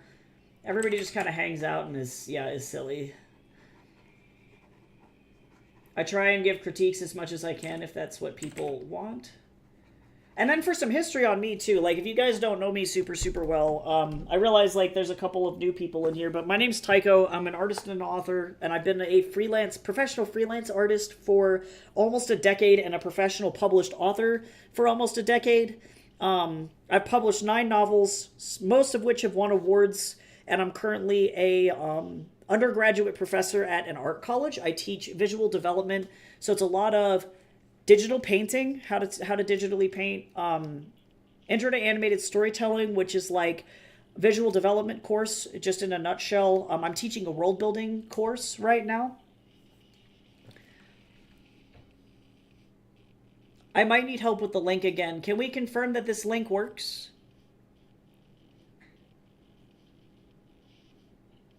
Yeah, should be good. If you click that link that we sent, that was in the YouTube chat,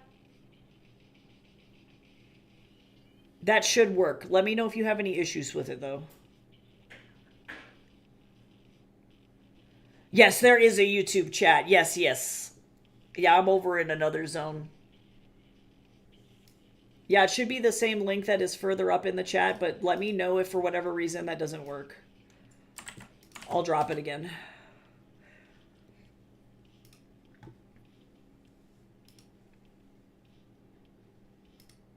Same linky link.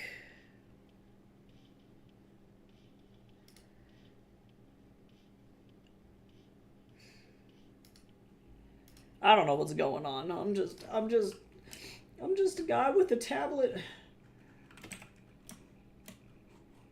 Yeah, otherwise I'm a weirdo. I like sushi a lot. Like way too much. Way too much.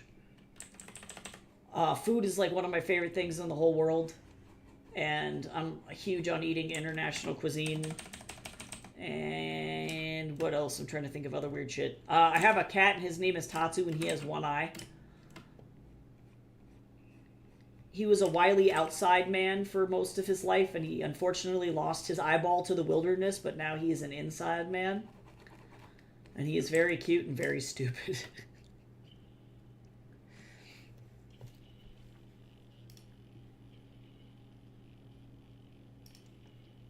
Nice, I see you, Riddle. Very nice. Cool.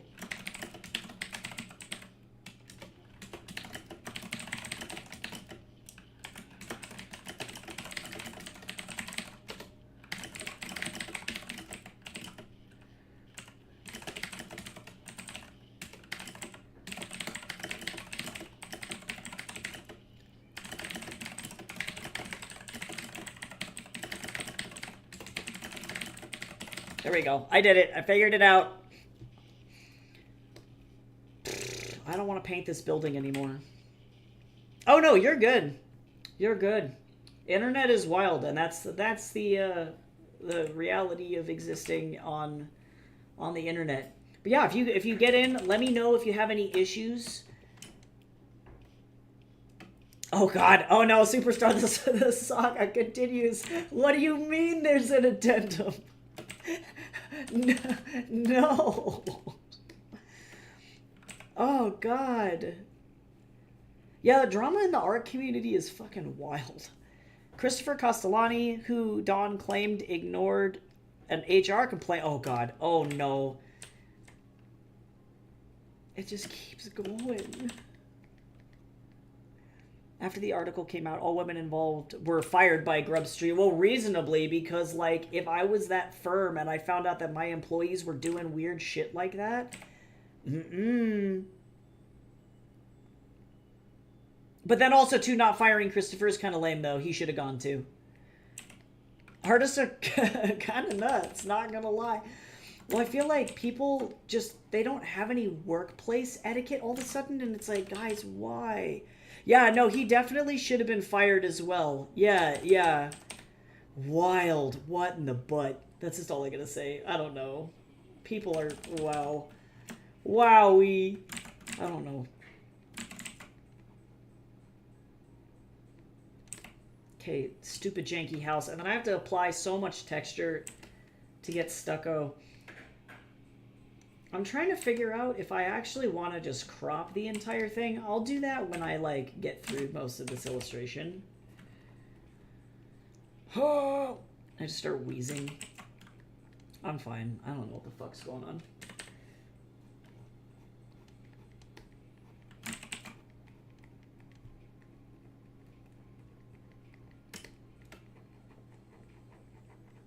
Look at that. Would you look at that?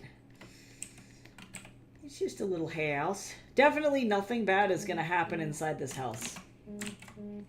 Nothing bad at all could possibly happen inside this house. At all. Ever.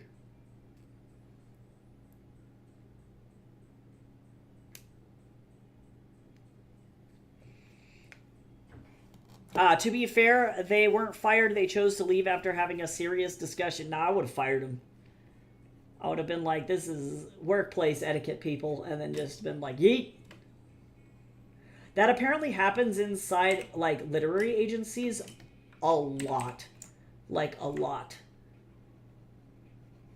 And I don't know why. Speaking of that, I gotta start querying about 1 million people, and I'm not very excited about that.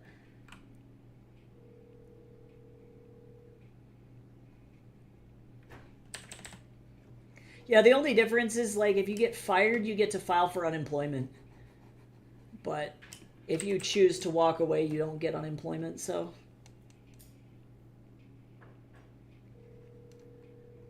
You can leave with your dignity. So awkward. Holy moly.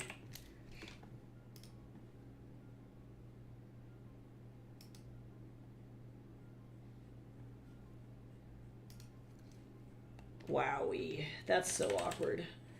I don't claim to have any understanding of what's going on. Man, people can be so petty, though. It's really bad. I need to build a better, like, ARC community, but of, like, finding people who can consistently commit to reading a lot has been very difficult for me. Like, I only really release a book a year, if that. Like, this year, I opted for an audiobook instead, you know? So it's like, not like every year am I releasing something. It's like every year to maybe every 2 years. But finding an ARC community that will give me some actual genuinely good reviews is really, really difficult.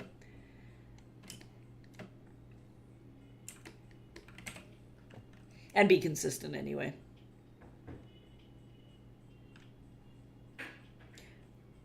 To be honest, like, I feel like, yeah, I don't know enough about the situation to be able to make a call, but, like, legit. No, but you're right, though. Like, you're right. If you're the person who is the victim in the situation, and, like, somebody is writing really crappy things about you on the internet, or published a book with you in it, as a character, that's, like, straight up defamation, and, like, you actually legitimately have grounds to sue for that. Like, that's a very real thing that you can do. Yes, it's like, yes, Mean Girls, yes. It's like, why? I think about that scene where she's just, like, writing in the journal violently. What is that quote?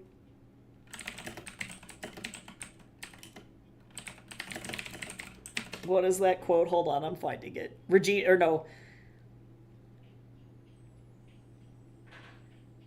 This girl is the nastiest skank bitch I have ever met. Do not trust her. Yeah, like, I think about that specific. I'm like, why?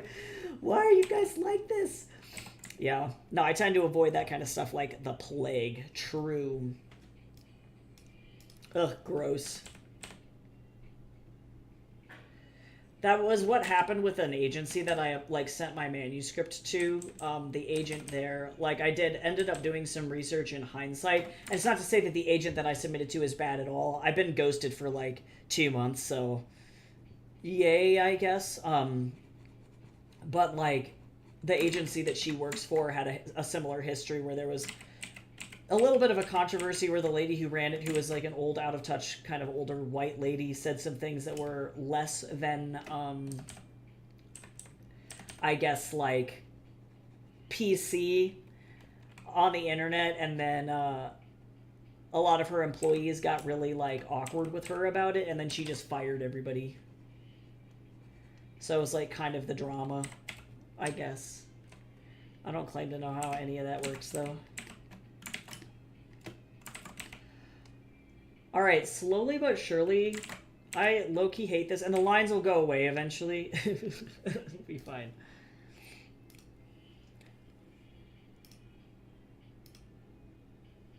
Nice. Riddle, this is so cool. Let me know if you want me to share it on screen. This is definitely SFW that I could definitely share it, and it wouldn't be a problem. But it's very, very nice. I love your art style, and I love the texture. So pretty.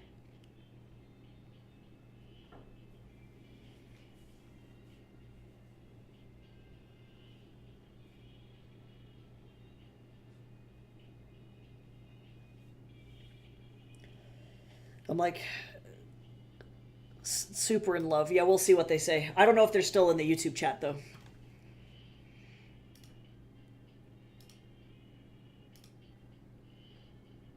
Oh, cool. All right. Nice! I don't know what just happened. I accidentally hit the DPI button on my mouse and all of a sudden everything was crazy. So here's the art. Isn't this great? I love the style so much. It's got a very like gouache kind of texture to it, or like an oil pastel texture to it. So fun.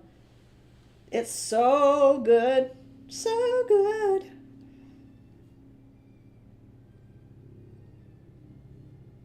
Yeah, I love this. Thank you so much for sharing. I like your color palette too.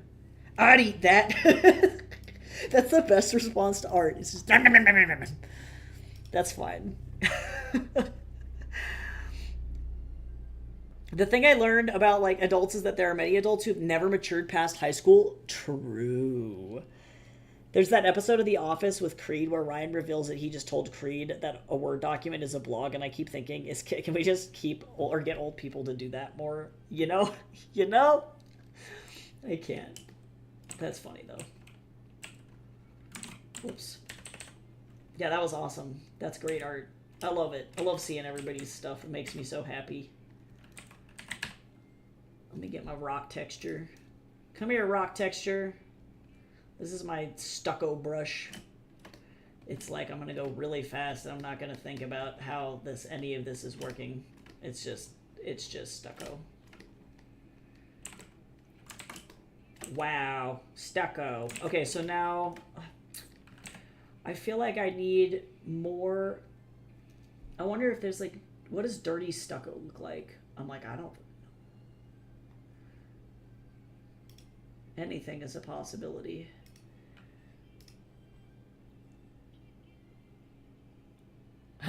No, the most unhinged person I know is like 30 years old, doesn't believe in the moon, thinks the sun revolves around the earth, might be a flat earther.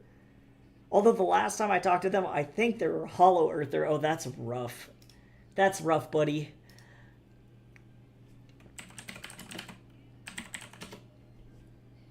Oh, I think I have a mood... Hold on. I think I have a mood board that happens to have this information on it.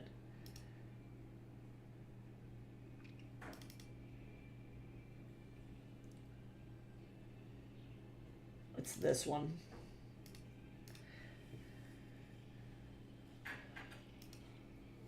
Is this that dirty, though?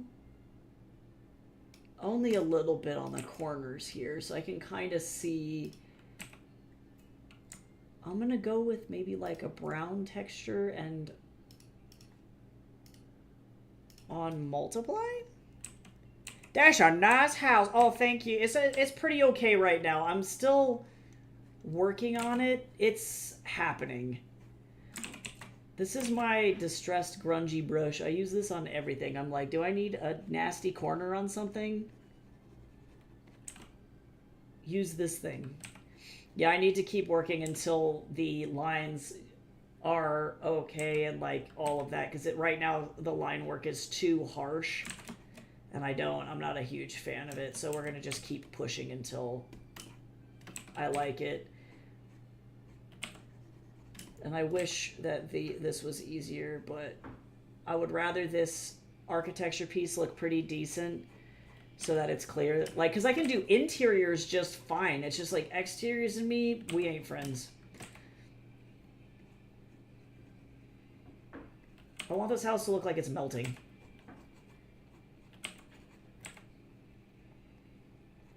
And I need something better with the sky.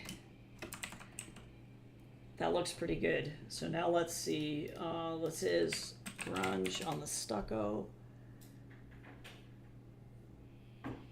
Oh yeah, here. Viridian, if you want to get into the Discord, there's the link for you, my friend. I just dropped it into the Twitch chat if you want to join. You are more than welcome.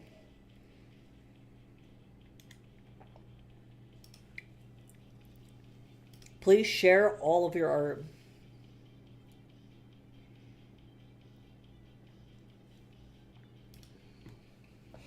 Because I love seeing everybody's stuff always. Okay, so first and foremost, I think I'm going to actually go darker with the sky. We also do writing in there too, so, and also like fun stuff like selfies and happy joy and pets. We love pets.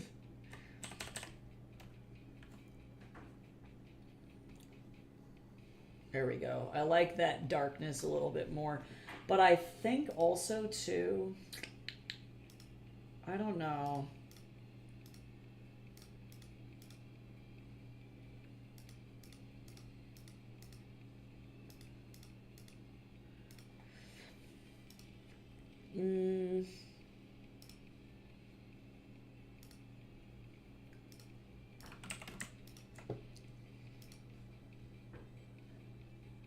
I think I'm going to go ahead and get this in here. Because I don't like how open it is. It needs something.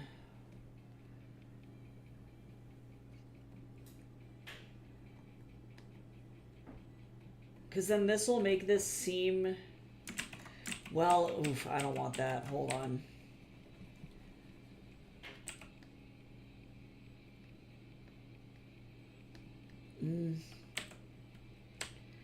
Because I need to close this in, but not in a stupid way.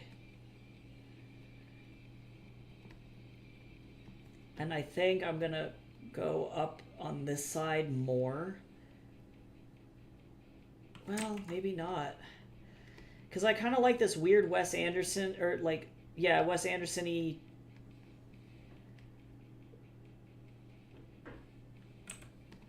kind of...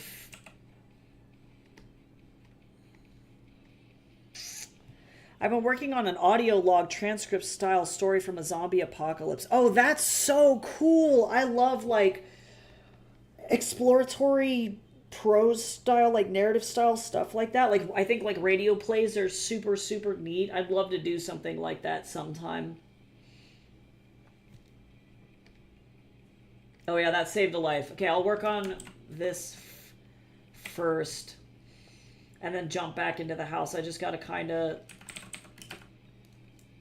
keep, I don't know, keep going.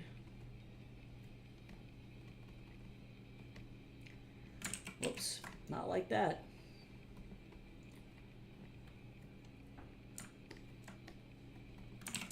Make it. Ooh, I don't like that. Apocalypse stories are super, super cool. I respect I wrote a dystopian, but I wouldn't consider it like an apocalypse story necessarily. They frame it as though there has been an apocalypse, but definitely that is not what happened. They're liar pants. The government is evil. Surprise, surprise. What a surprise.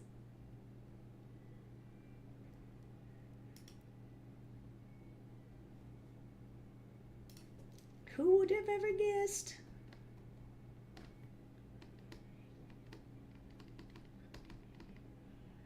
Let's see, I need more like tree leaf color. Come here, buddy.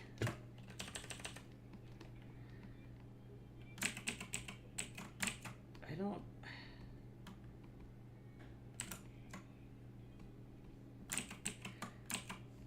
What? Tree. Tree.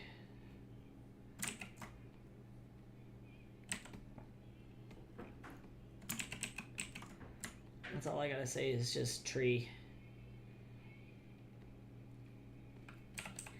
I kind of want another additional layer of tree in here.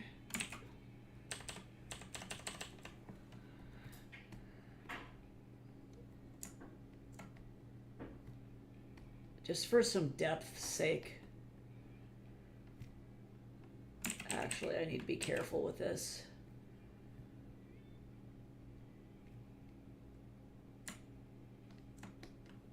I'm going to do one layer behind, and we're going to do, I think I'm going to do kind of a lighter.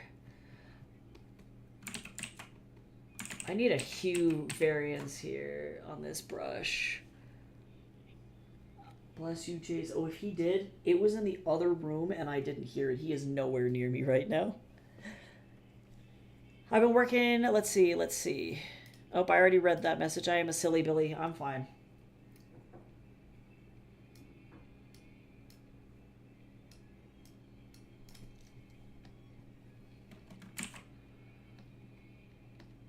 Hello?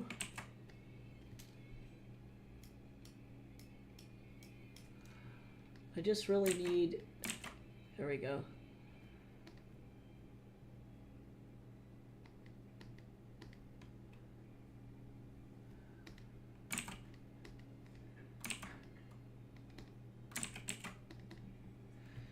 Clearly these people are going to be like, don't do concept art for trees. And I'm going to be like, look, I don't know. I didn't ask for this shit.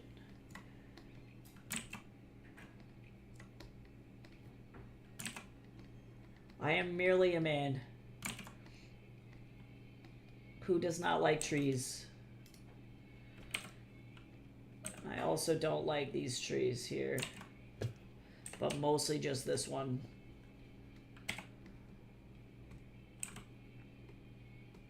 Because they gotta look natural. Okay, but that looks significantly better than the thing that I had. Good Lord. Yes! Oh my god, Viridian, the lighting! The lighting! I love this so much. So beautiful. I love playing with like colored light and colored shadow. Really nice bounce light. Like fill light over on the side of the face. It's so pretty. So pretty. It's so nice. Yeah, I love that. Great color theory. Also good technique too. And I like the rake brush that you're using as well. Very pretty. Good texture.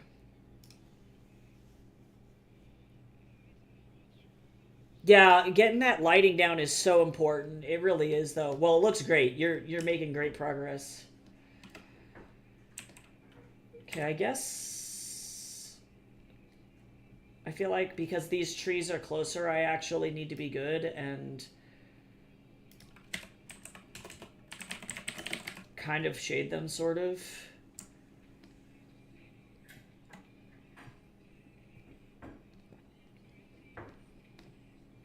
Kind of a bummer, but let me reduce the opacity on this brush. As long as I don't really like, I just got to get some kind of shading on this. Yeah, that's beautiful. Y'all are so talented. I love everything about that. That's what is like my favorite part. I think about having like an art community online is like being able to see everybody's stuff and learn new things from other people and be inspired by other people. It's like really cool.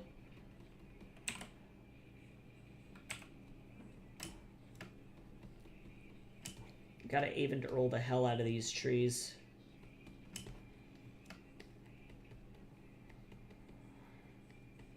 Not the other trees in the front, though. Those trees don't get any love. That's fine. Oh, I don't like any of this, though. You know that moment when...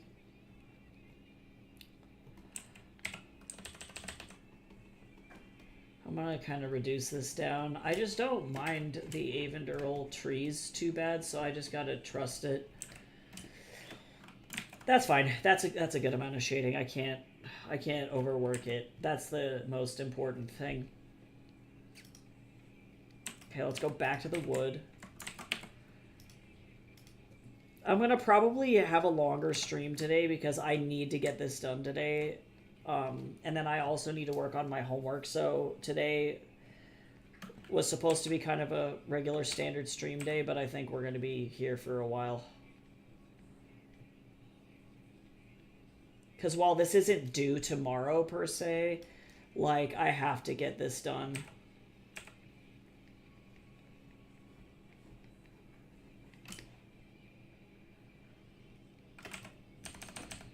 This is taking way longer than I want.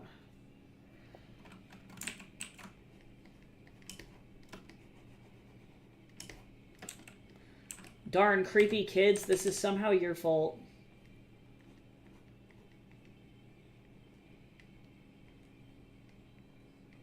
In this house, they go to like investigate because like the plot of this is that this vampire king who really fucking sucks at his job is effectively told by a wizard cop that he needs to go and make up for being a vampire because he accidentally created like 1 billion vampires and now he's got to go fix it. And they go into this house to investigate potential cult behavior and it gets really wily in there. It's not great. It gets silly Billy and not in a fun way.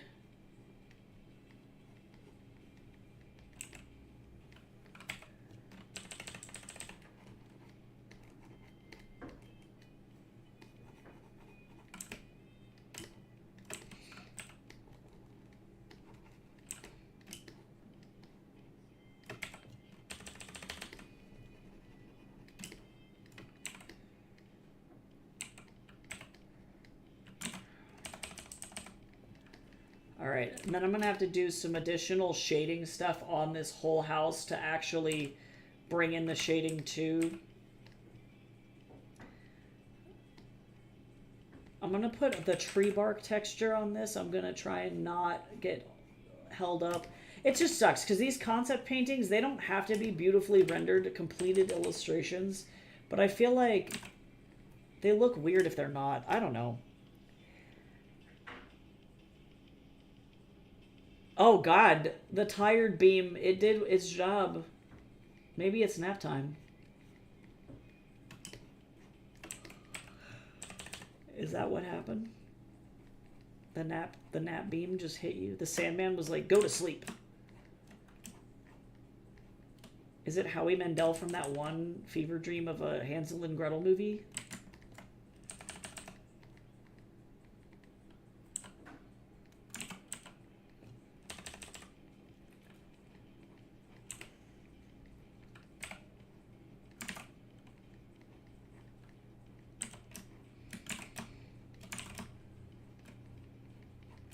Where he walks around in bunny slippers the whole movie. Which is, to be honest, kind of a vibe.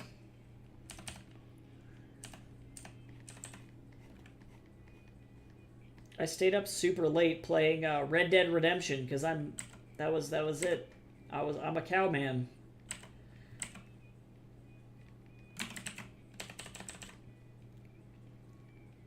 I had to go hunt some manimals, you know?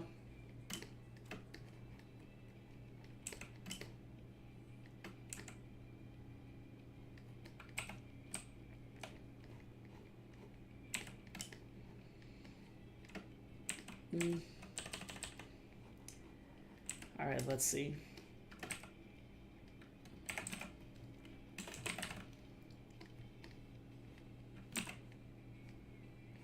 Oh my god, this brush is so intense for no reason. I wish I had like a wood grain brush that was not like a bark brush like this. This is fine, but I might try and go find one at some point because I wonder...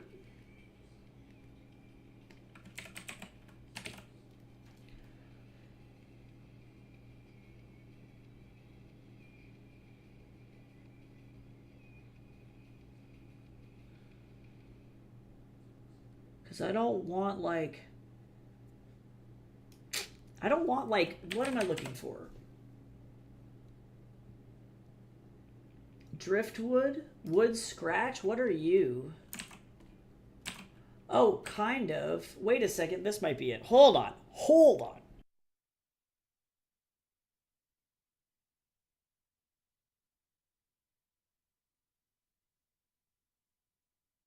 Oh, God. I always sleep like an idiot during the warmer months. I'm so sorry.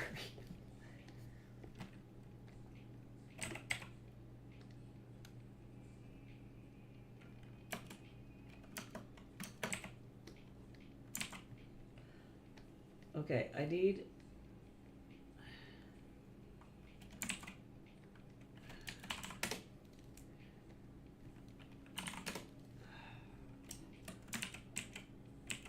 Interesting.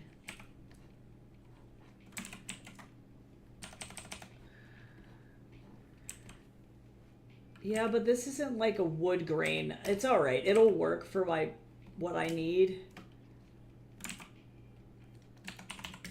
Okay, there's like a hair stuck in my sleeve of my shirt and it keeps tickling my arm. And I'm like, why?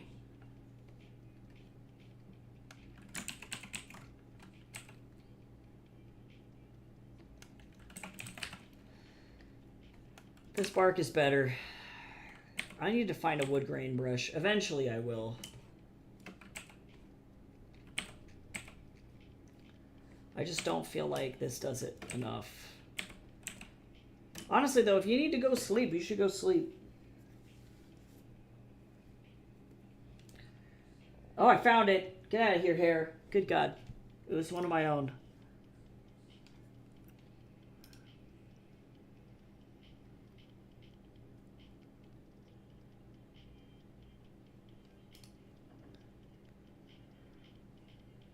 Also, I love your what in the AIB? Horrifying.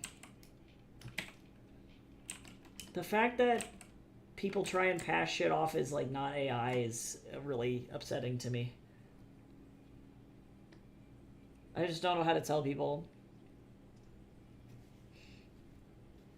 I might pass out. Okay, well, Godspeed, if that's what has to happen.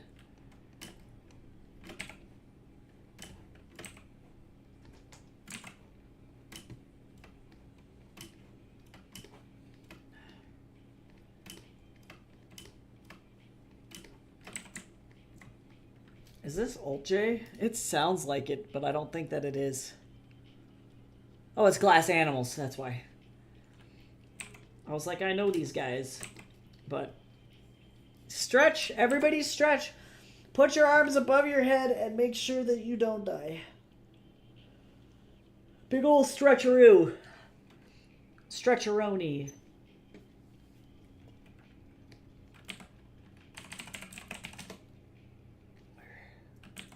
Big ol' stretcheronk. And also sit up straight, don't shrimp. Don't be shrimping.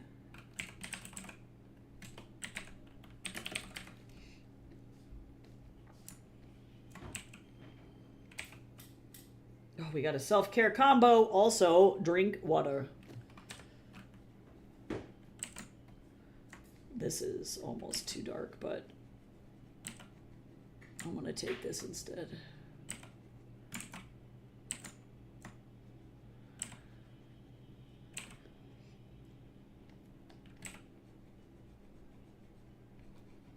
I just need to fix the lighting on this house, and I'm gonna feel a lot happier than what I have right now. I'm just like trying to get this to a point where I don't like hate the way that it looks.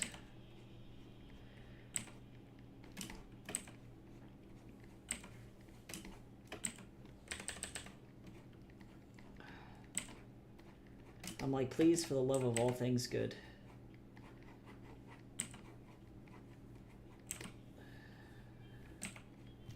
I can already tell you that this artist is not going to do it for me. Sorry, my friend.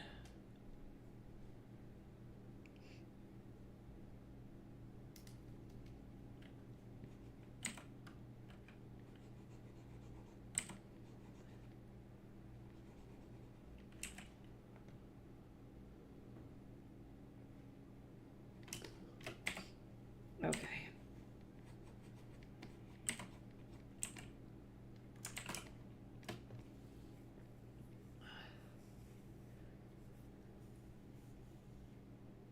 All right, so now, first,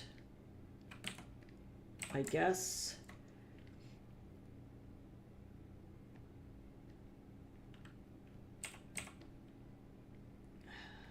let's get underneath this.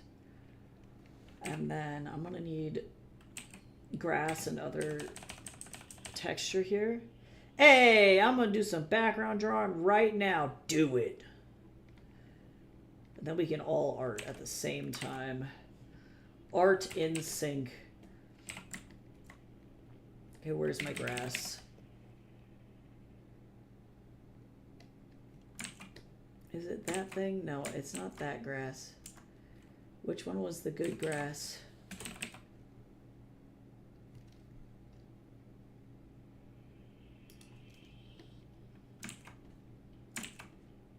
No, it's not that one. It was one of the Taoshin grass, and I think it was this grass, actually. Okay, and then actually this grass got to go above this layer.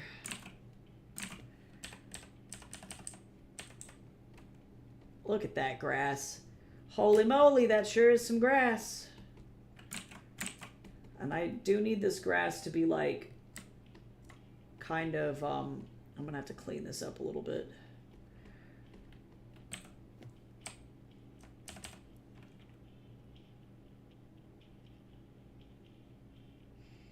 I like how this house is getting slowly creepier as if the years are passing by. Oh, that's nice. Yeah, I don't know, but I see it that way. That's so awesome, though. That's good that that's the vibe, because this is definitely like... This house had some really funky stuff going on in it, and unfortunately these kids were like the brunt end of this entire thing, and it's like super sad, actually. Their parents were not very nice people, and now they are stuck in this house, and they get to deal with that for forever. And it is, yeah, really sad.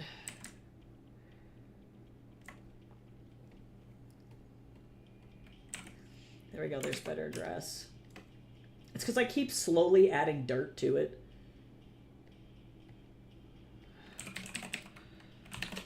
Manifesting this for me right now. Sleepy O'Brien is best O'Brien.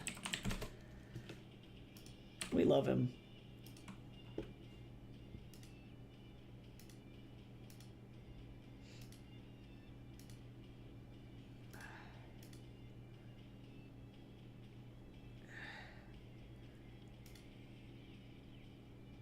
It's going to look so much better without line art on it. I just have to keep trusting myself that when I get to that stage, it's going to be a lot better. Oh yeah, and then also too, I need to do... Where's my shrub brush? It's this thing. Come here, buddy. Oh, not this thing. Not that thing. This thing.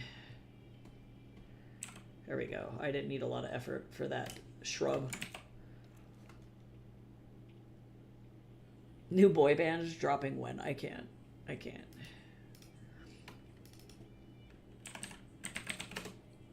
I wish that I had some really fast, like, I wonder if there are Vine brushes on the internet that I can use. Vine brush.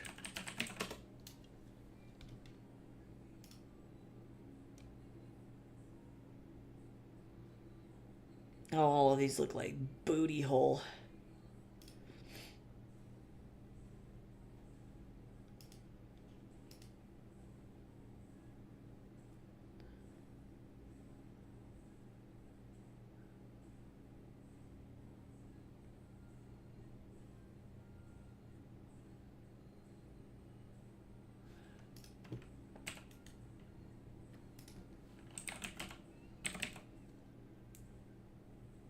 What do we got here?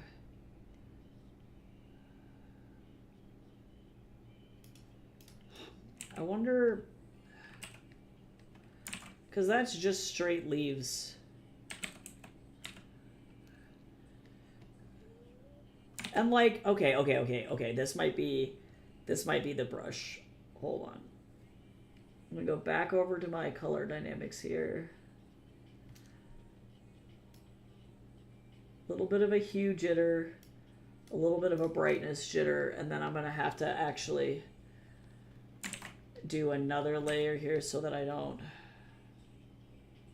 because I want all of this plant work to just grow over top of everything here. Because the earth is definitely slowly reclaiming this house. It is not a situation of this thing is doing well. This house is gross. I might need to remember what all the creeping ivy looks like up the side of my parents' house. It dies in the summer, but... Okay, so let me grab this, and I'm gonna go over these bushes with this, and we're gonna go in with a multiply, and I'm just gonna kind of make these little guys look normal. Everything is fine. Totally normal. Blended in. Actually, that looks pretty damn good. I'm gonna work on the shading here soon. Let's see, we're gonna call this Ivy. God, all of the detail on this is so obnoxious and out of control. This is the main problem that I have with backgrounds, is that I love it. This is the most intensive. I was like trying really, really hard to not give myself an illustration that was going to be super difficult to complete for this final piece of my portfolio, because I'm so lazy.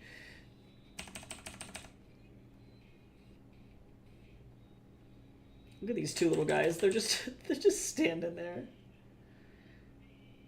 They're just fine. They're fine.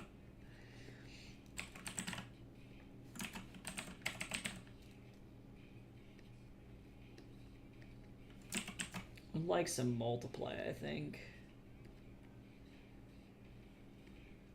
And then I just effectively am going to try and like have these little dudes just kind of go back like that. And then we will eventually, I'm going to actually make another layer here too. Just kind of try and make it so that these rocks go out of the path here, so that way it's not dumb looking. Okay, get off my little kid. Okay.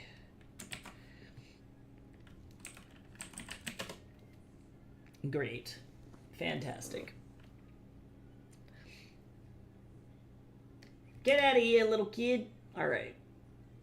Let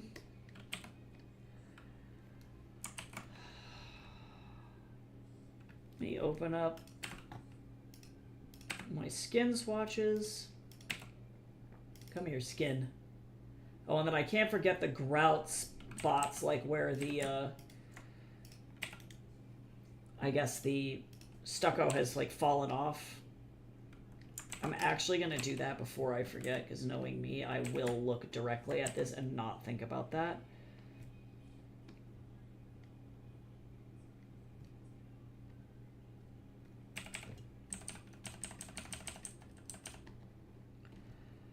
Because otherwise this is going to suck. And then I'm going to need my rock texture here. God, this is such an intensive process. That's okay. Worth it, but holy moly.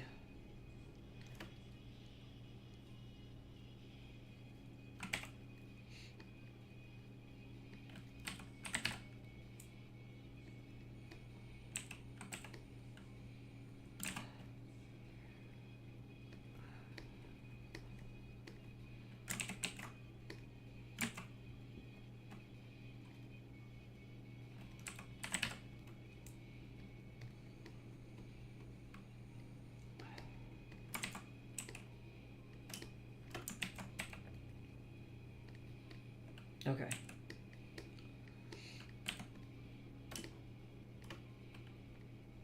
Ah, these poor little kids. All right.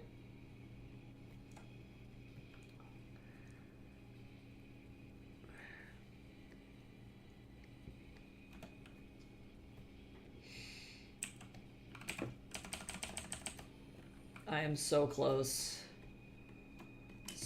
to being done. I just got to keep telling myself that it's like I'm very, very close.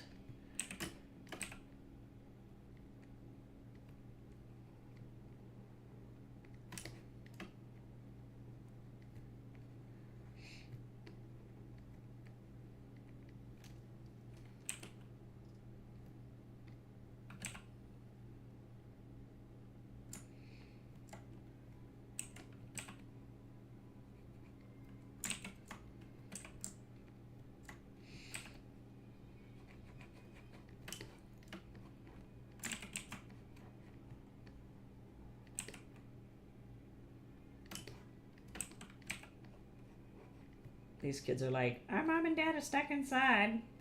Bullshit.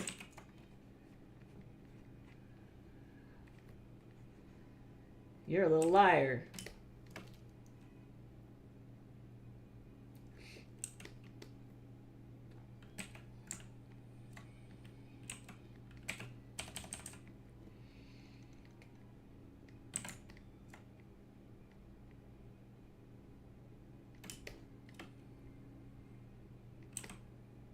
They're fine. Totally fine.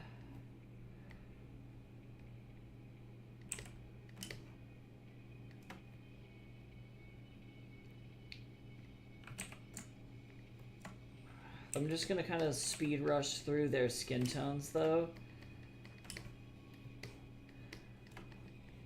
For the sake of this. Oh, remember to blink. Good call. Good call. My eyes were so dry. That was a that was a really good thing. What do you mean we don't need lizard crusty eyes?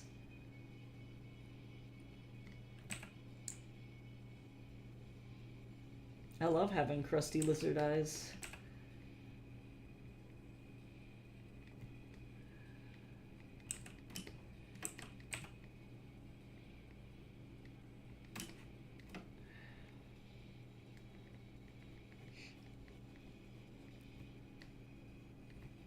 Okay, there we go. I don't think I'm gonna do any warm tones on the skin at all for these kids, because that's how this is gonna go. felt like SpongeBob that one time. I always feel like it's that one episode of Invader Zim where Zim stares at the sun. And then he just starts screaming.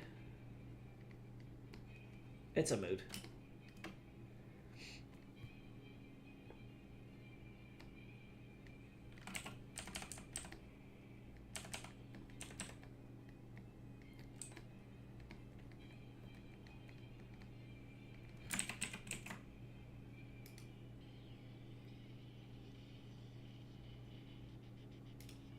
I love dub and classical music. It's so fun.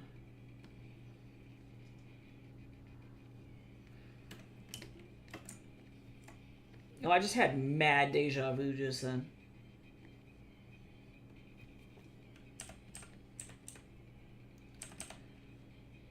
I don't know for what, but my brain was like, welcome. And I'm like, interesting.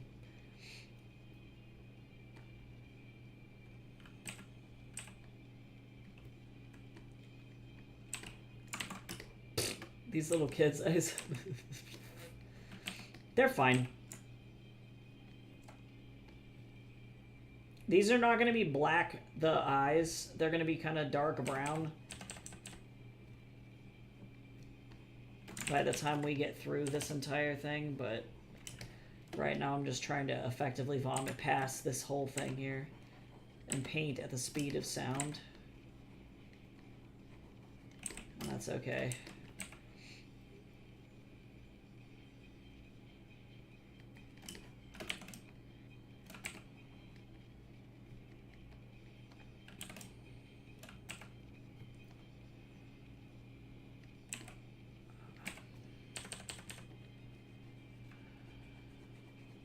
Bless these little dudes.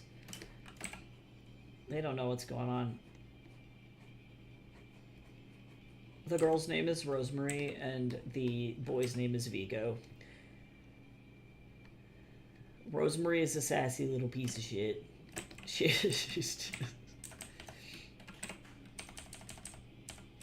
Me when I have coffee after 6 p.m. Oh my god. So that's a funny story and a fun fact about me, where I legitimately cannot have coffee. Because for whatever reason, coffee specifically makes me feel like that one meme of the skeleton in the rocking chair where he's like rocketing into hell. I can have other forms of caffeine. Like right now I'm having Cascara, which is like the coffee fruit in an energy drink, and I feel significantly less bad. Like, I'm definitely very wired, but I don't feel like I'm gonna die. But me and coffee, and it's so sad because I love coffee so much. And I'm like, I don't know what I did to make coffee hate me. It's something, I am old, something, I don't know.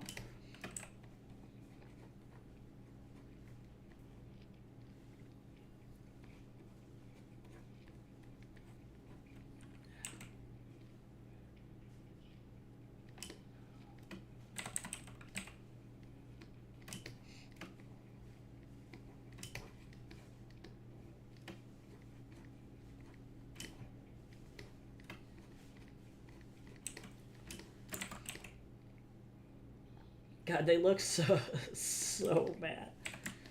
I'm like, me too, guys. I don't know, I get it.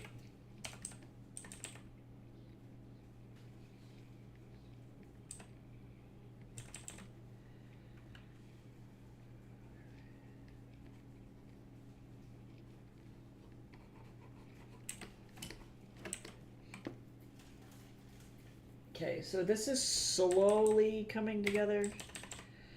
I just gotta keep going.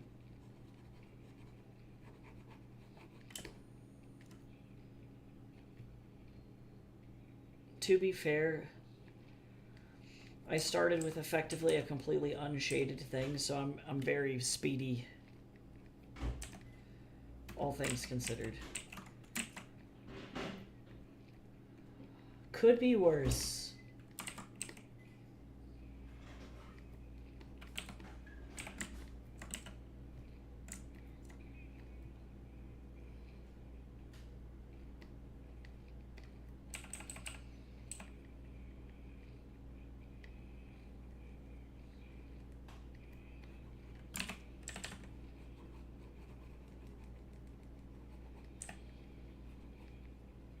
I love this little kid, like super uncomfortable looking suit. This kid looks like he's like so stiff.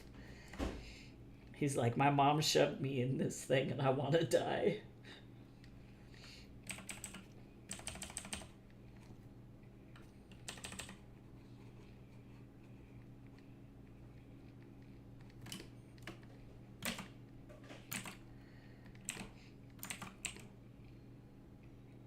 Okay, almost there. Because the bush is easy. The bush in the front's easy. And then we're going to go in. I'm actually going to, before I hit this bush, we're going to go in and do the, I'm not even going to worry about his little feet too bad. Let me get this new layer up on top. And we're going to get, let's see, it's blue light. So, oh, but I guess I could do like a sepia colored shadow. Kind of this gray-brown shadow, that's fine.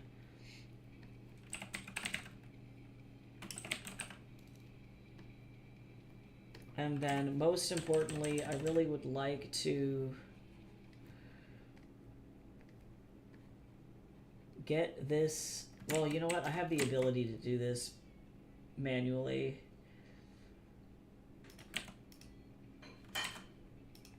See, I want this back area.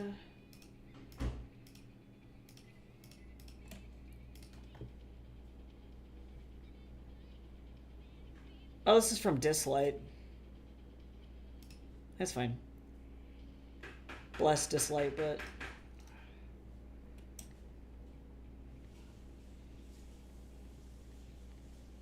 Let's see here.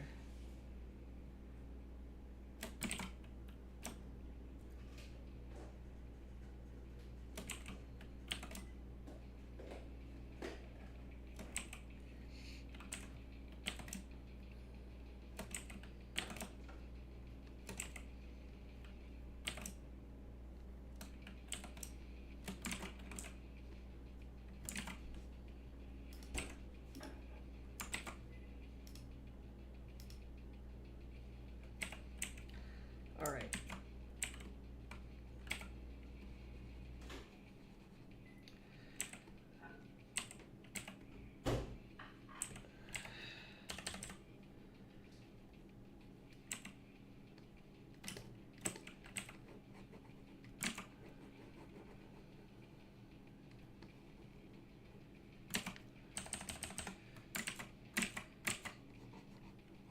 And I'm gonna do a little bit of a gradient here.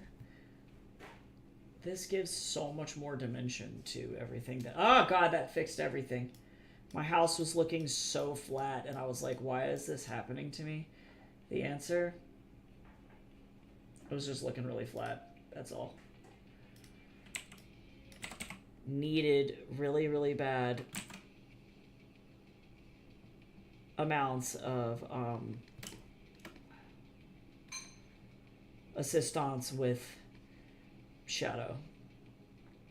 That was what needed to happen.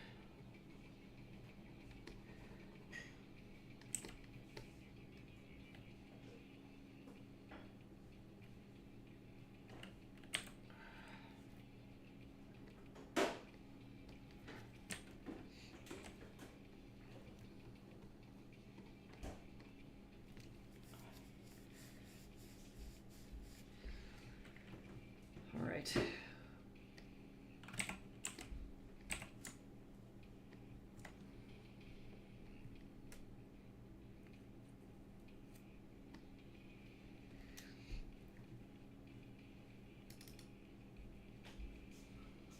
Let's fix the line art here.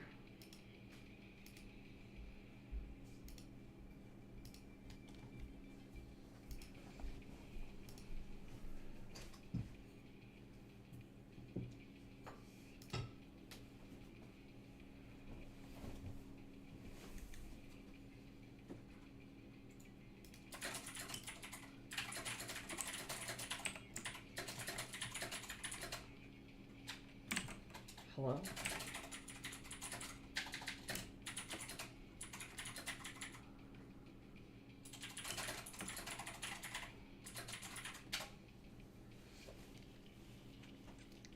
I can't. You're like, your body's like, what? Poor Jace. He's like, I'm starving. It's like, yes. Yes, amigo. I also am kind of hungry as well, but I'm going to worry about that when I get through this piece. My ADHD brain will not let me not do this. It won't let me finish.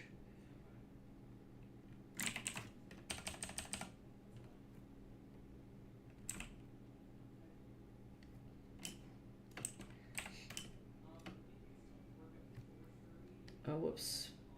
Let's see, this is multiply. I'm going to do normal.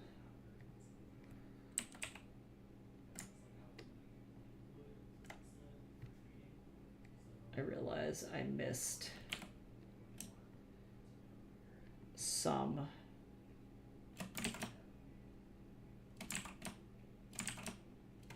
of this.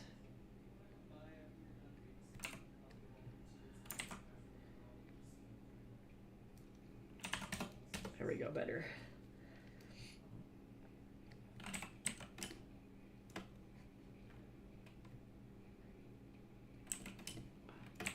Can I do this on the wood too? I can. Look at that.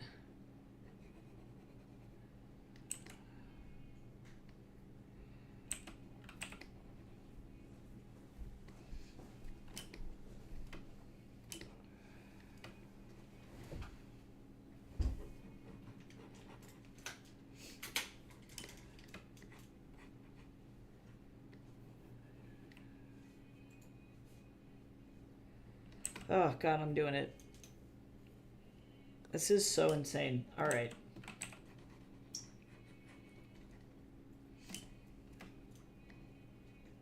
Is this cool for brick?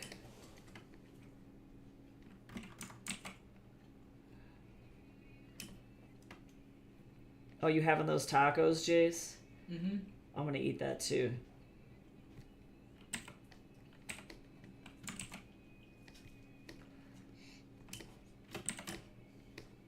Martha Stewart didn't let us down somehow.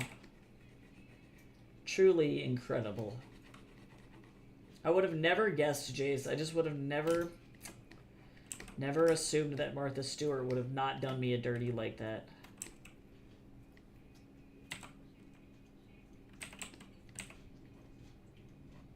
Okay, and these are like little iron pieces here. Okay, I think that that's fine. This is starting to look a little bit better, but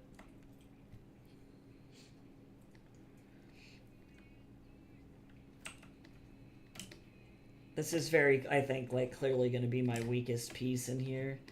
I don't know if they'll be able to tell that I was like hella stressed, but this is what it is.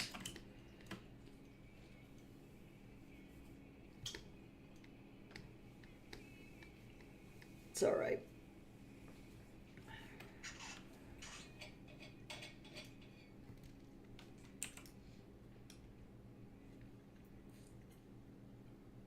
What I'd like... Nah, I'll just erase it. I'm gonna put some fog in here. Because everything always needs fog, you know? This definitely has, like, the weakest lighting out of all of my stuff, but I feel like I need to show that I can, like... Yes, there's regular lighting that can happen here. And, like, it's chill. I don't have to, like, constantly always...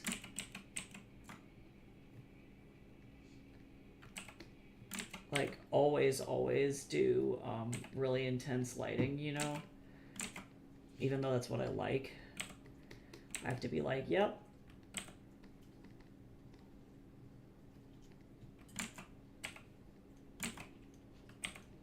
There you go, little kid. Stand in your fog.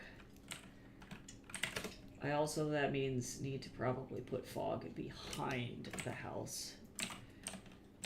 But that's okay.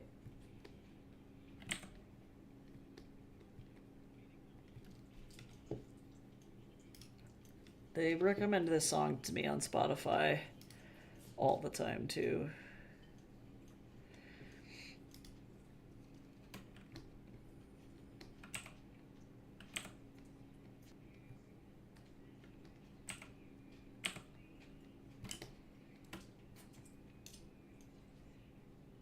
I wonder if I just fog this entire thing.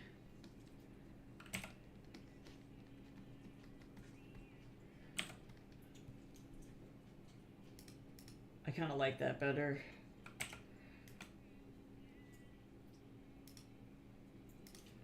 And I'm almost wondering...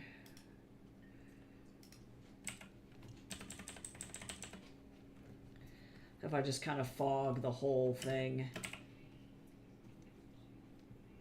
Somehow this is better. I know... no, that's fine. This is fine. This is great. This is much better, actually. I would prefer to not have, like...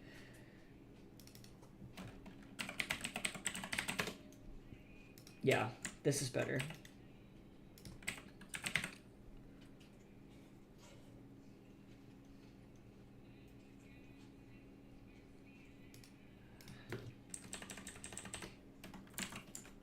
I need a darker brush, though. And then I'm going to probably have to eat some tacos here soon, because...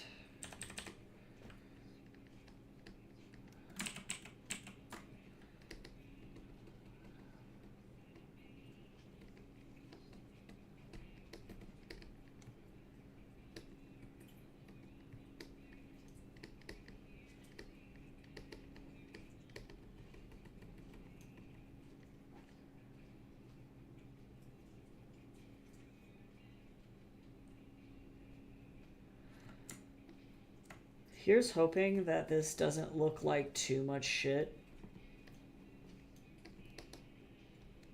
I'm gonna need more, I'm gonna move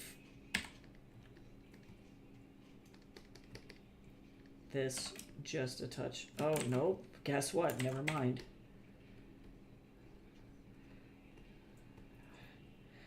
Thank you. I'm glad that you like the fog, because I'm using it to cover all of my mistakes. Yeah, it's fine. I'm fine. I'm using it to cover my sin.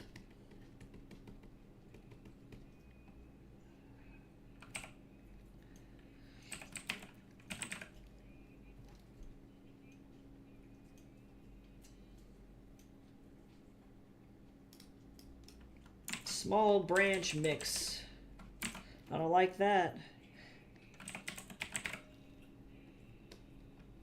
Okay, let me get a really dark brown in here. Like a really dark brown. As long as, like, I can fake it till I make it, I'm pretty much good. I'm trying to figure out... my focal point for these kids is not great. So... I need to figure out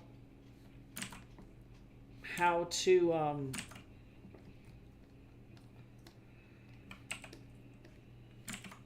really like that branch, actually. There we go. I just need some better... yes! Yes, branch brush! Oh my god, this branch brush is really fucking backpacking me to freedom. Oh my god. Alright. So what I need to do is I need to figure out how to fix my, focal point here, because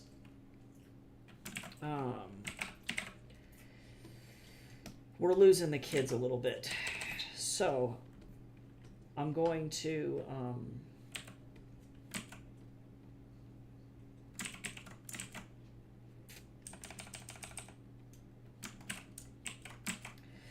I need to figure out what's going on here.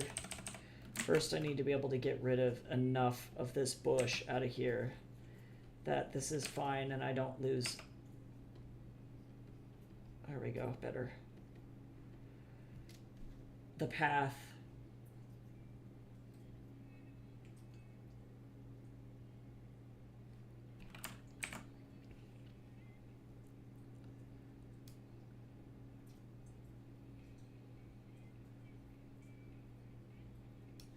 Okay, I need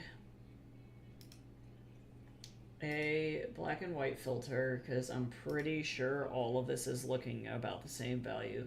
Yeah, this is bad.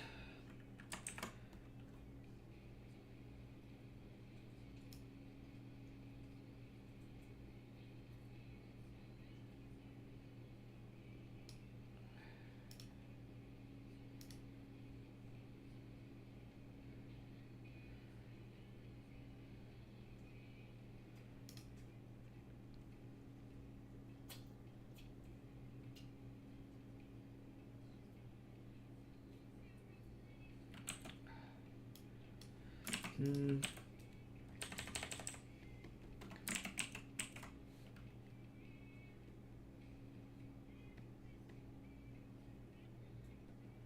need to put more fog in areas where this bush doesn't cover, is what I need to do. So let me fix that, because I need to bring the fog out. Lord.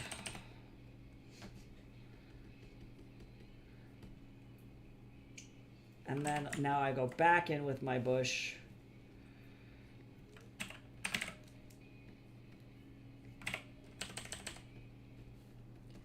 So that way there is actual bush edge here. So it doesn't look like, here's a bunch of garbage, you know what I mean? Okay, so now, I don't want to make these kids blonde, but I think that that's what's going to happen here. Because I don't want to be like Children of the Corn, but it might be the only way.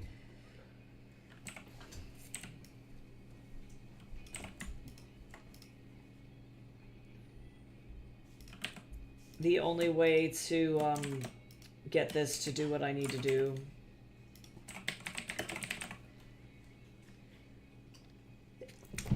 Excuse me, I sneezed. Oh, Lord. Hello?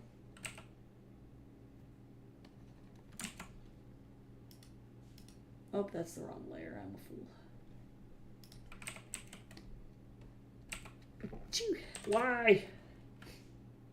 Because I need to be able to actually see these kids.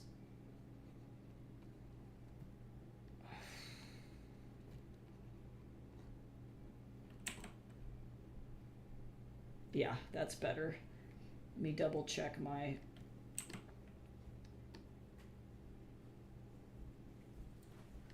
Yeah, that's better.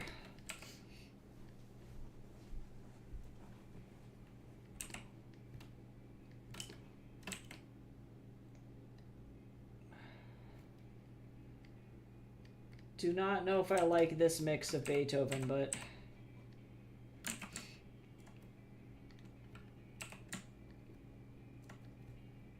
A lot of people are like, I can do it better, and it's like, but can you? Like, there's a reason he wrote it the way that he did. I'm gonna need to clean up the insides of this hair. I just don't think I'm gonna do that much work on it. Let me fix all of this stuff that's going on underneath this here. So that way we don't have some scary looking stuff. Yeah, I'm not here for this.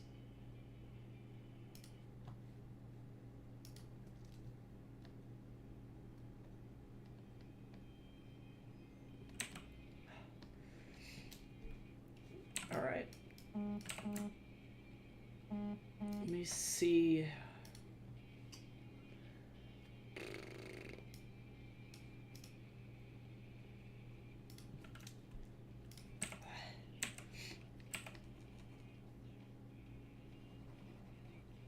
Nice little black eye here.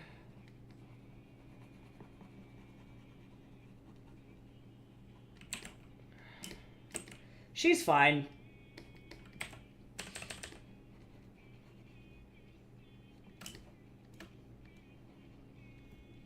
And I think I'm going to actually do line work on the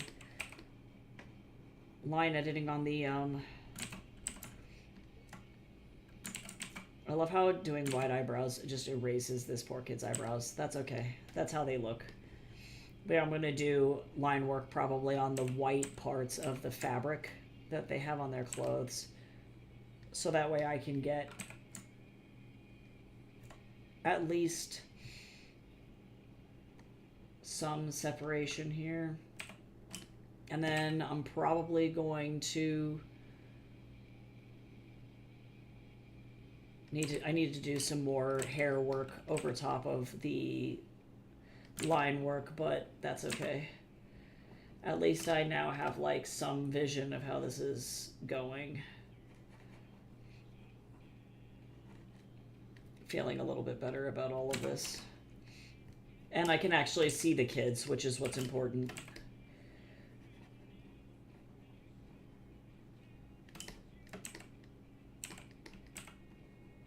Sometimes you just gotta change your colors.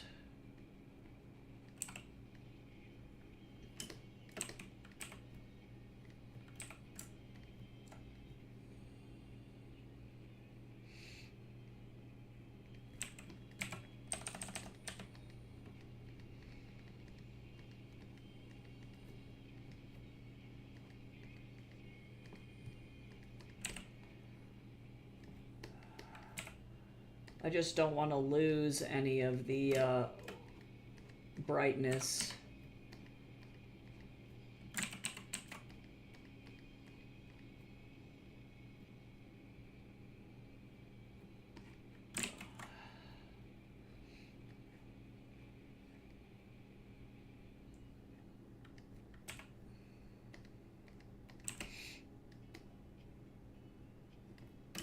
What a little freak of nature, this little kid, I swear. He's fine.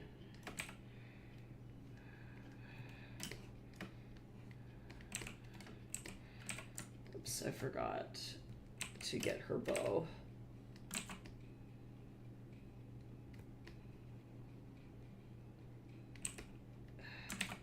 There we go. Okay, much better. Much better.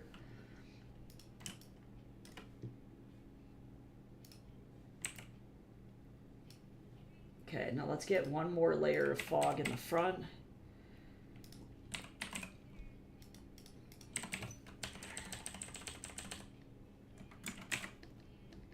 I'm gonna reduce this fog because I don't want it to be like crazy. Hydrate! Oh my god, Cal, you're still alive. How does it feel?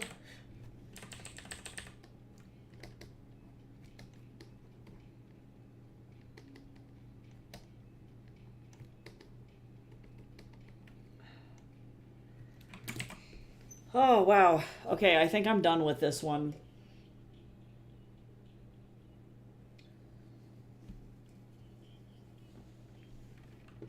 That was really stressful. Okay, so now let's go and do critique on the other one. I was gone for a bit, but I just finished. Ah, yes, finished off the portrait right now. I've been listening only, and it looks so cool. Oh, stop. You're so nice. Riddle, thank you so much. I really appreciate that. I'm definitely happy with it. Now I can have tacos. Yes and no. I have to, let's see. Do a couple more things here. And that's okay. This is an easy thing to do.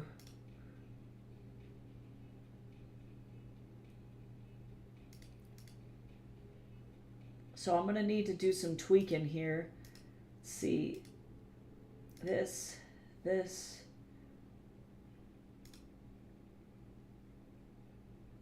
And this.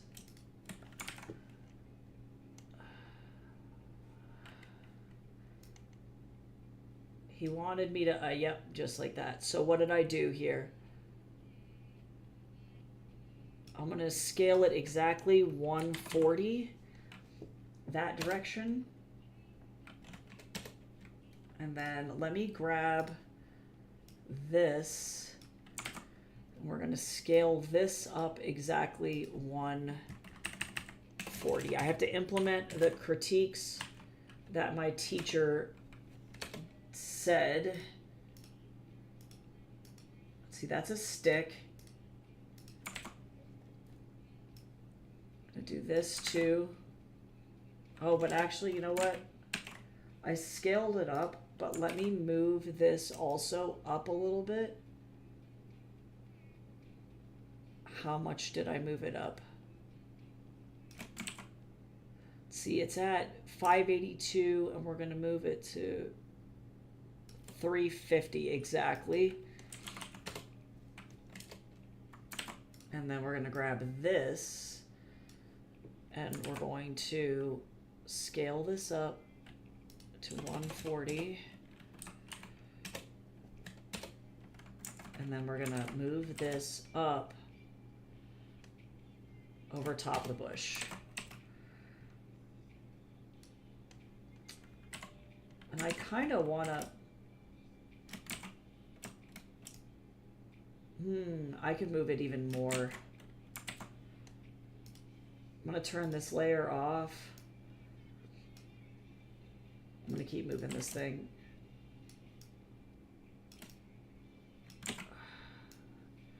And actually, to be quite honest, I'm just gonna completely erase this.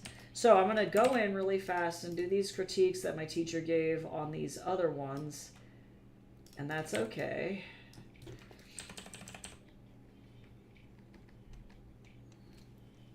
Looking pretty good. That's an easy fix.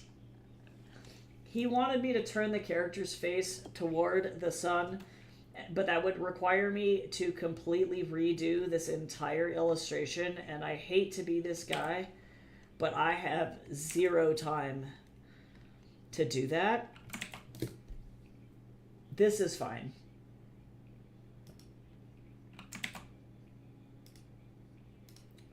This one, I still need to actually not forget to, hold on, I forgot one thing. Man, that is so grayscale compared to, it's so desaturated compared to like literally everything else. Yeah, and I totally respect where he's coming from, because he's 100% right. And he's approaching it from a storyboarding standpoint where you have, you want to be able to see the emotion on the character's face. And I would love to do that, but I also have the fear of only drawing people too much. So I have to be really, really careful. There we go. Oh, this is brilliant. Just a little bit of saturation on this thing. And it's very subtle, but it's enough. There we go.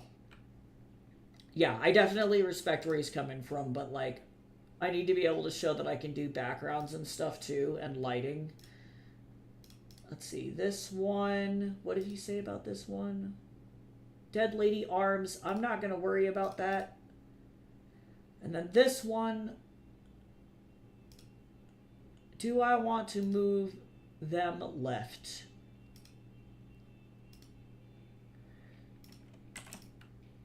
Do I care enough about this entire thing? Because can I pull that off without doing it?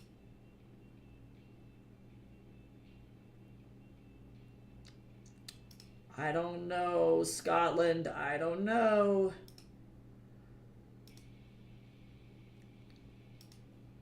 Because I don't want to have to redraw. This is the problem, is I don't want to have to redraw all of this chunk unless I move this. Hold on.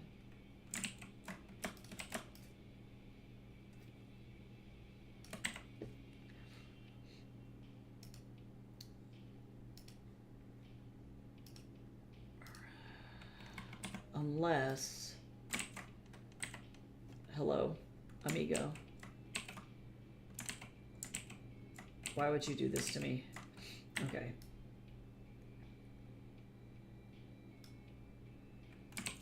Hold on now. I need to be moving some of these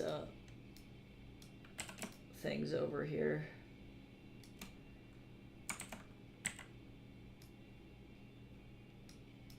Because I don't want to lose the hand. Maybe it's just a cropping issue.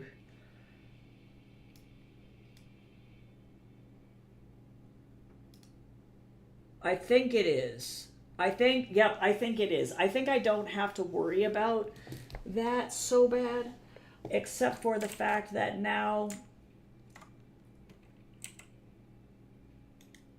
I'm gonna have to make sure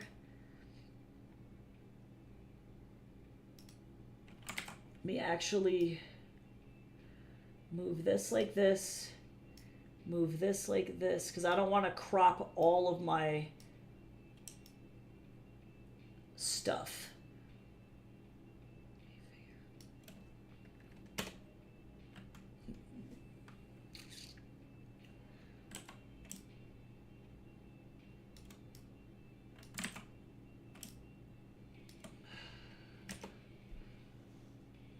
That looks fine. Let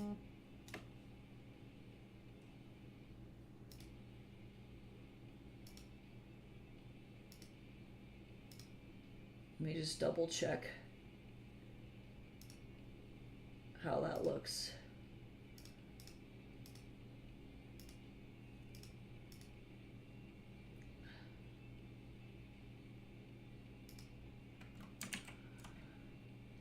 And it's a super subtle change.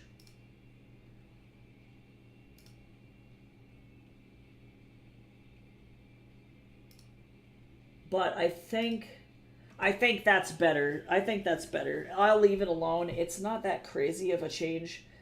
And then this one's fine. He liked this one, but he was like, maybe move the arms. And I'm like, I'm kind of lazy. I don't know about that, Rambo. I'm lazy as hell. Okay, so now all of these are done. Hooray. Next step is to open up some other stuff. Also, let's see what we got going on. Oh, yo, okay, Riddle, wait, I didn't see your art. Let me see, hold on. These are so great. I love your art style. Wait a second. Now, these are fantastic. I love the way that you draw hair, too. So fun.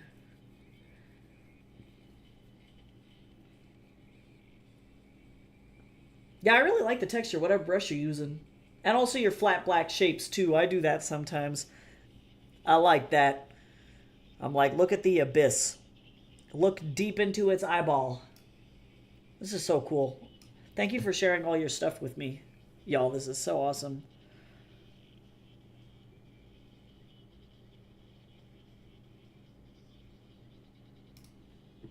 Okay, alright, so now if I go over here, I gotta make sure Photoshop doesn't freak out, because I'm about to open up another big document. So we're gonna grab 7.3. I'm gonna break Photoshop, probably. Get rid of all of these. Goodbye. Hopefully it won't lose its mind.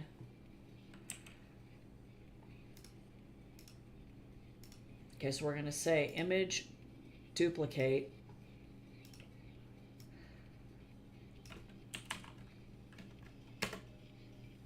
I was planning on drawing the mascot. You're using... Oh, yes. Oh, Riddle, that's so kind. Yes, I love any and all gift art. That's so kind. His name is Atari, and he's so stupid.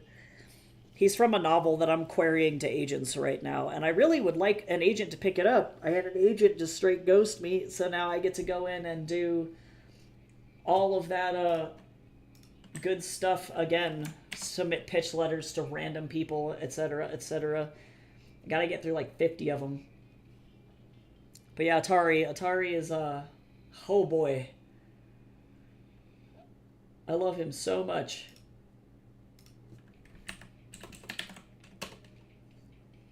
I'm gonna go ahead and do this. So now the main problem is that we're gonna call this cinematic paintings. I can get rid of this. I can get rid of this. Yeah, that's so kind. Thank you. This can go. All right. This can go. This can go. And then I have to kind of shrink this down like this.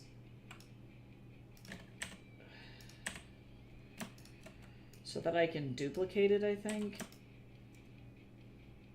I need to have both of these be small enough to where they can...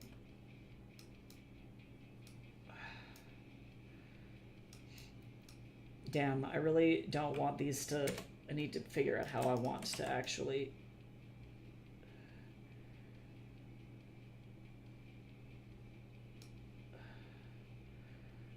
sit. Because otherwise these are going to be too small.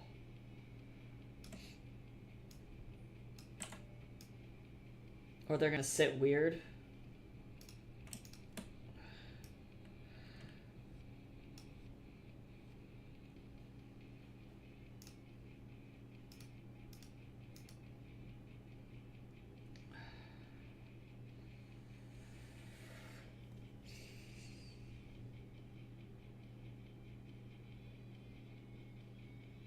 Okay, what if I did instead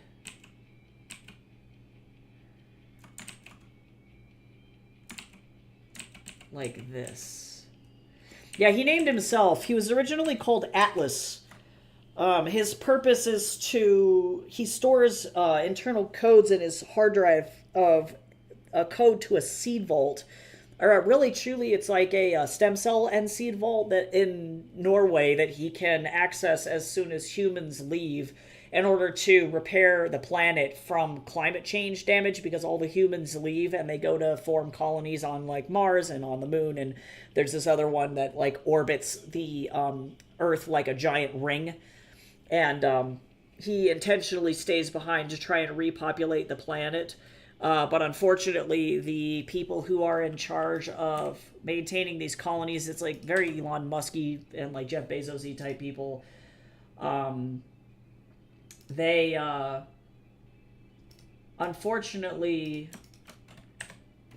don't want that, because if people want to move back to the Earth, then they can't make money on their rent, effectively, on the colonies themselves. And so there's a particular billionaire who sends like effectively a group of militant, militiamen, truly, to go and try and hunt Atari down on the completely decimated wasteland that is Earth.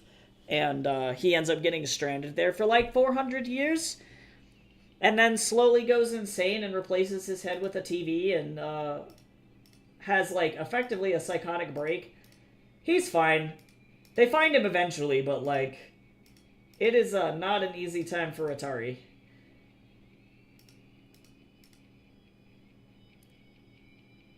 I love him to death, though. He's very weird. He's like a giant meme machine.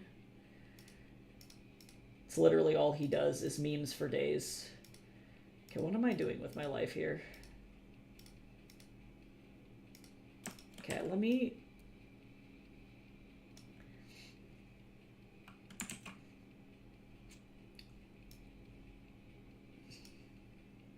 This feels like... This is either going to go really, really well, or it's going to be really, really bad.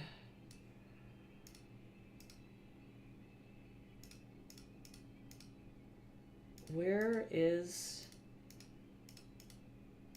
the...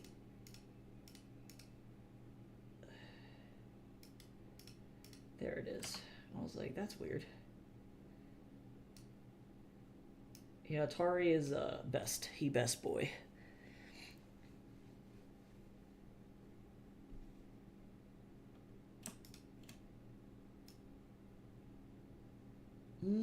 Okay. So now... Son of a gun.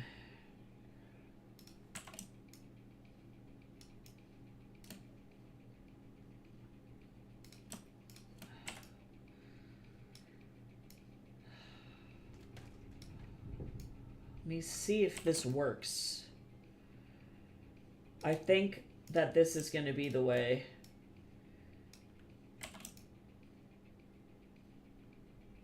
Yeah, nice. Okay, Lord, that could have been really, really bad.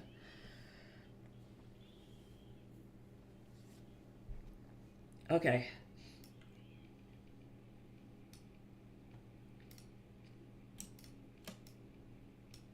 So now I'm going to go back over here, get out of this one.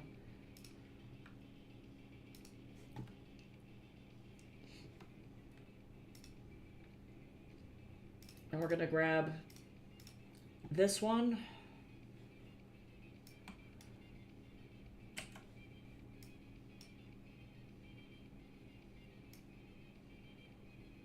And then we're going to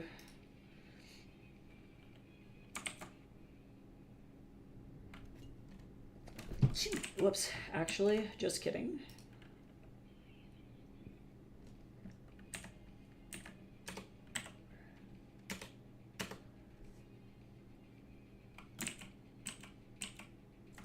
What am I even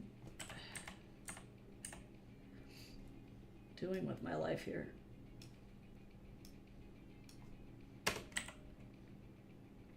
Okay, we're all right. Yeah, I really want this novel to get published. I'm so impatient. Like, I wish that I didn't care so much about sales and exposure, because if I didn't, this novel's like ready to publish, the Fatal Mechanisms. It's like ready to go, but I want to try the traditional route so bad. I'm just so impatient. And like the fact that I have to wait effectively like 2 months for any agents to get back to me, and then I have to do that 50 times is awful.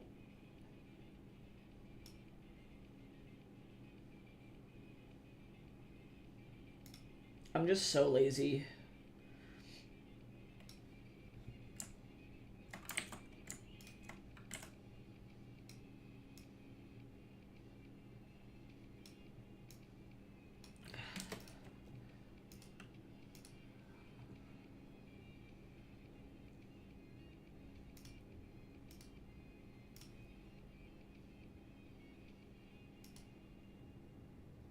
Is this 16 by 9 or is it not?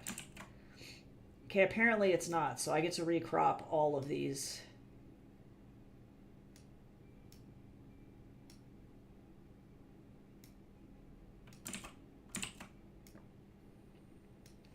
But that's okay. I'm not even mad about it.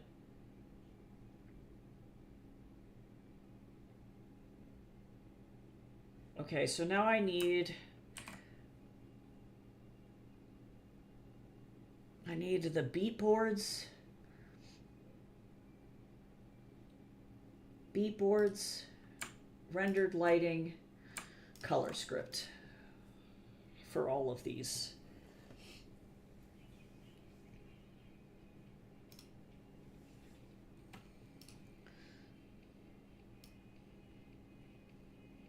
Yeah, well, the composition of this changed pretty dramatically, to be quite honest.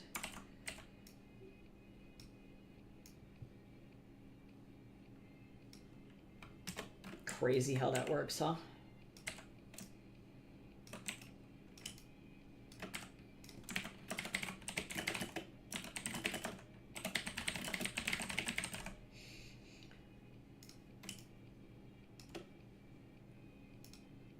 All right, and then I gotta go in and we're gonna grab the lighting or the beat board here, color or lighting key truly. And then that goes to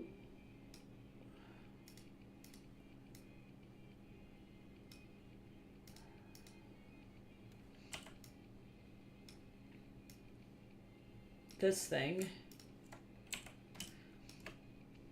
And then we're going to go to the color script.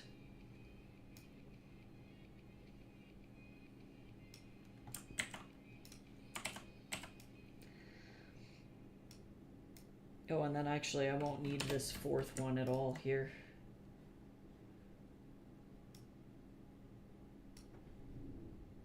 What is that one?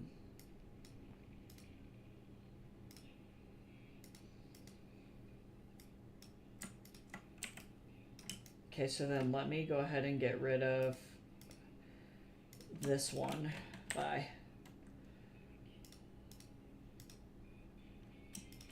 I'll move these down a little bit.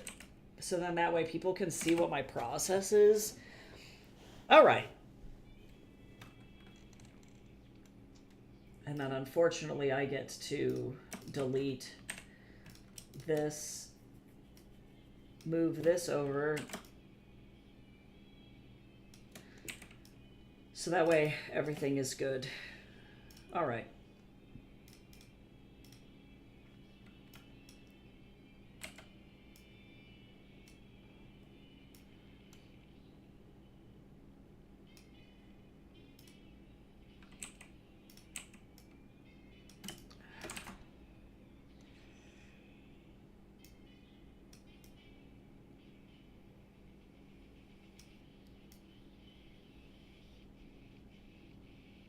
I gotta figure out where to crop it.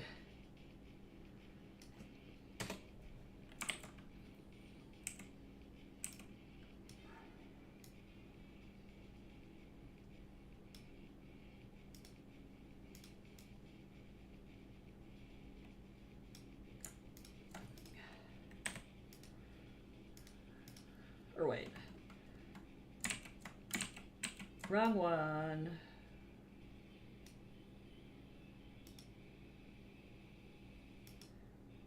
Wait a second. Where? Why? Cursed.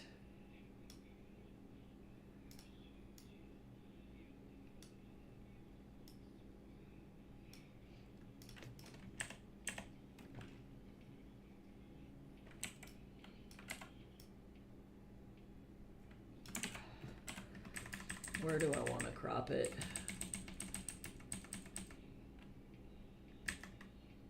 No, this is fine.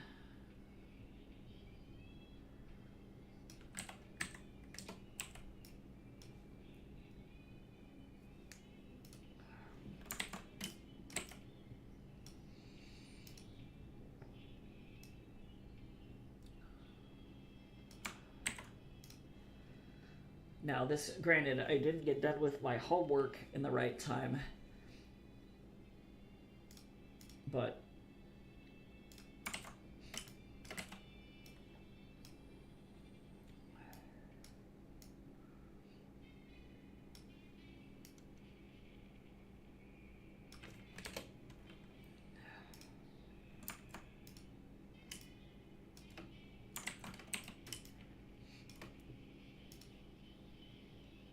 I have to do like the rough draft pitch packet layout for this whole thing as well, but I will get there eventually.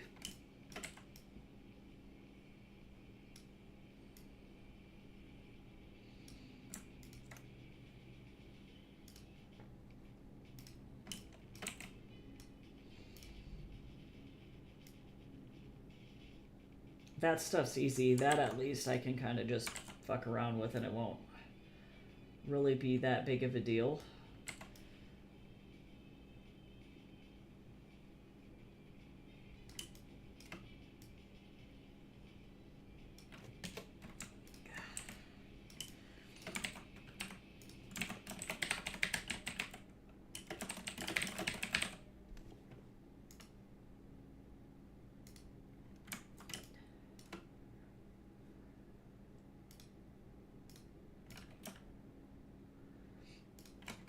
Delete, duplicate, drag down.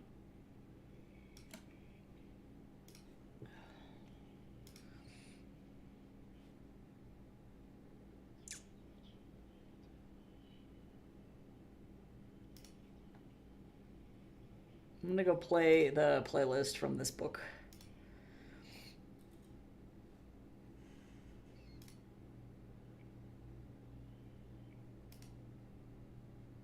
There we go. What do you think about horror, art, or genre in general? Well, one, I'm a baby. I don't play a lot of horror games. I love the aesthetic of it. I love the idea of exploring the themes in horror. I think it's very cool. I do watch a lot of true crime, and I'm very into the paranormal. I do watch a lot of like ghost videos, like Nuke's Top 5, like that kind of stuff. However, I am a big baby, So I don't really play horror games or watch horror content like films and stuff because unfortunately I do have generalized anxiety disorder, and that makes watching horror really difficult because I'm just like crying the entire time. However, I respect people who can like definitely watch the movies, and certain genres of horror I do a lot better with, like psychological horror or thriller are a lot better to me than like jump scare slashers or things like that. I don't read a lot of horror novels, although I did read recently The Sacrifice by Rin Chipeco, which is probably one of the best young adult horrors I think I've ever read. So great. Really loved that one. It was like a Filipino paranormal like island horror. It was amazing. So I don't tend to do it often, or when I do horror, like technically I think King of Dust has like some gothic horror elements in it.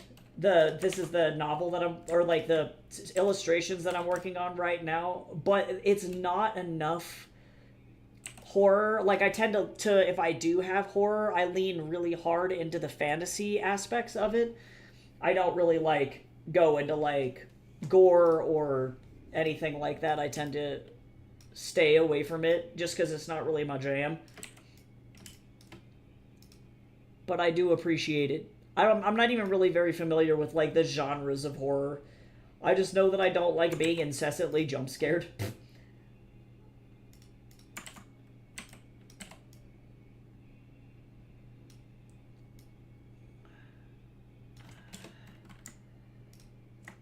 Whoops.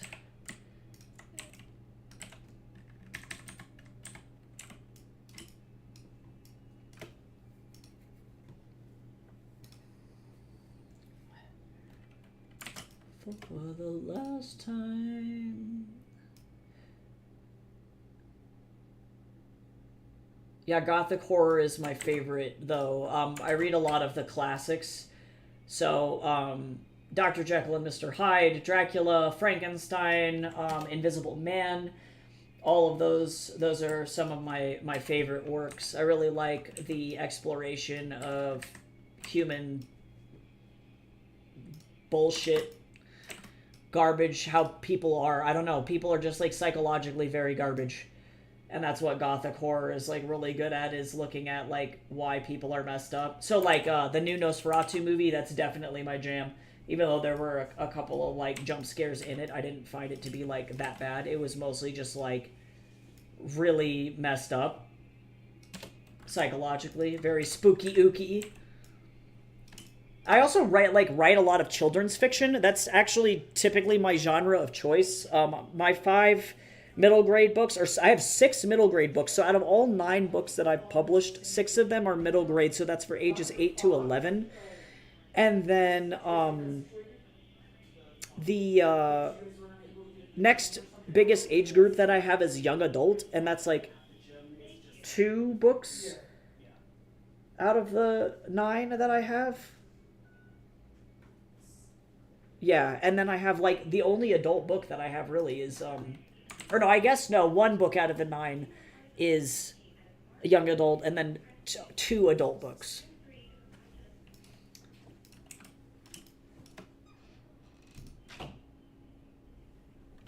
Oh yeah, and then by gothic too, I definitely don't mean like goth, like the art fashion. I mean like or like the fashion genre. I mean gothic like the literary term.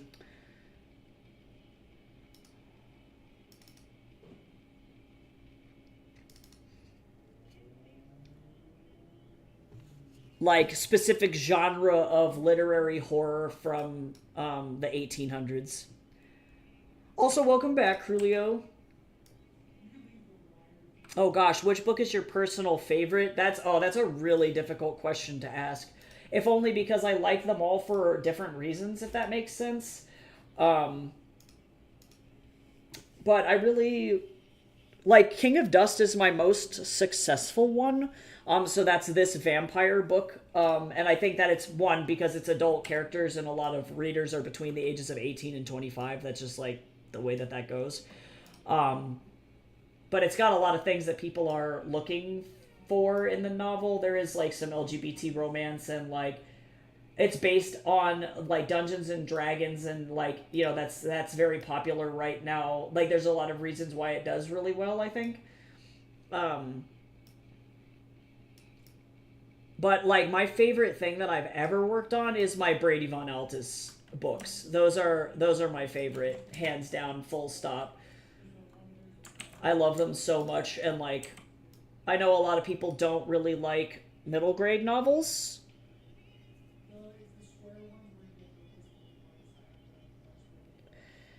And like I don't know, they're looking for like older adult content, but I personally don't. I don't know, I don't like to write that, but the Brady books are very near and dear to my heart. They're just like, I don't know.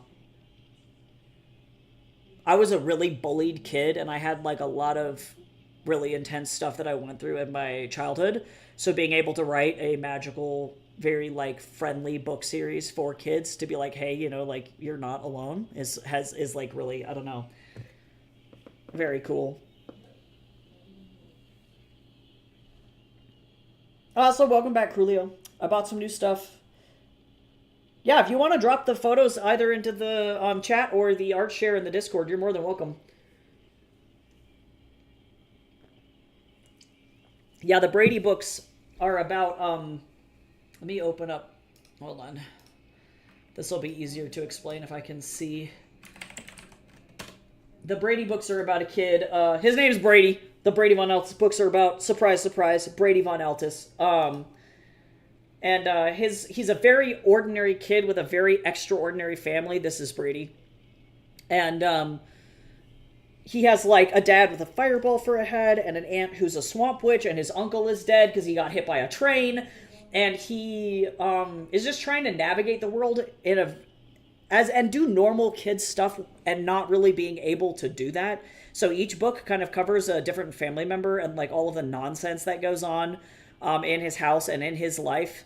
And as things progress, he also deals a little bit with like generational trauma and like setting up boundaries with your family members. And, you know, of course, then he's also dealing with all of the magic and intense malarkey that comes with that, whether that be dealing with particularly Eastern European fairies. That's like most of his family is Eastern European fae.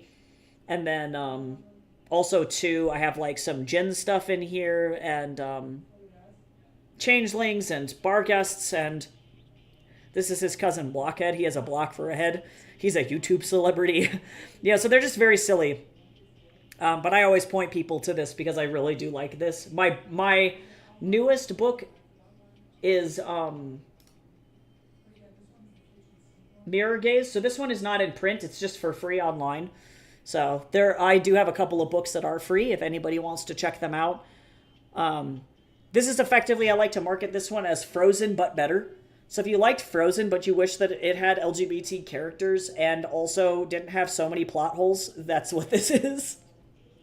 So, but the one that's definitely won the most awards is King of Dust.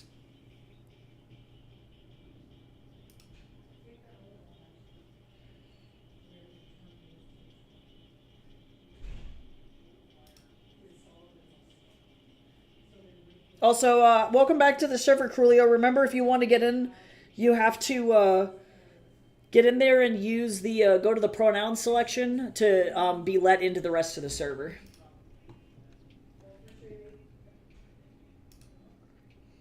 I actually realized I'm going to save this.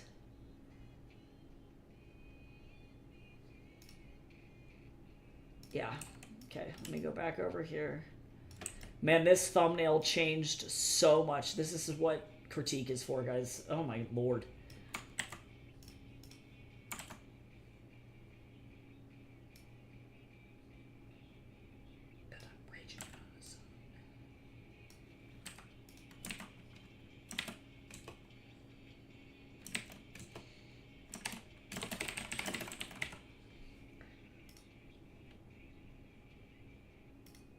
Yeah, that's a hard question. Which of my books do I like the most, or do I want people to read the most? It really depends on people's personal preference too. Like, if you don't like kids' books, you're probably not gonna like Brady, you know, because it is for kids. Like, that's just the nature of it. Or like, if you don't like Dungeons and Dragons, you're probably not gonna like, uh, you know, like vampire books. Maybe like you're not gonna like this. Also, these are cool, Crulio. I realized too. I thought that you meant that like IRL photography. If these are video games, you should put them over in the video games channel. But they are cool though. These are very cinematic. But yeah, any screenshots or photos from video games can go into the video game channel. No worries. Yeah, that was me too. I misunderstood what you were sharing. So, no worries. It is all good.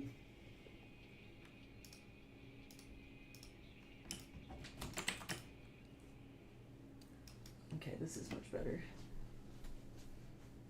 Yeah, honestly, some games have really incredible photo modes. To be real, it's like really cool. Like Red Dead Redemption 2's photo mode is like insane.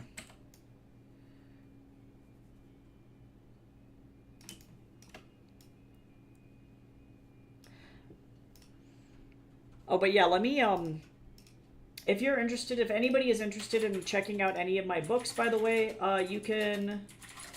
Why? I closed it for whatever reason. You can find my work on my website. I'll go ahead and drop it into the chats here. But two of my books are free to read. Mirror Gaze and King of Dust are both on Wattpad for free, and they'll always be free. And then as of right now, Court of Snakes, This Desert Cage, which is my young adult political dystopian with tarot card magic, is free on Wattpad for a limited time. It will go away eventually.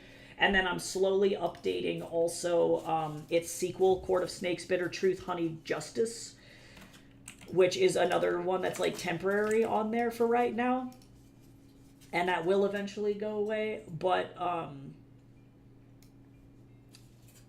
I'm getting ready to enter it into a contest on Wattpad. So I gotta leave it there for now.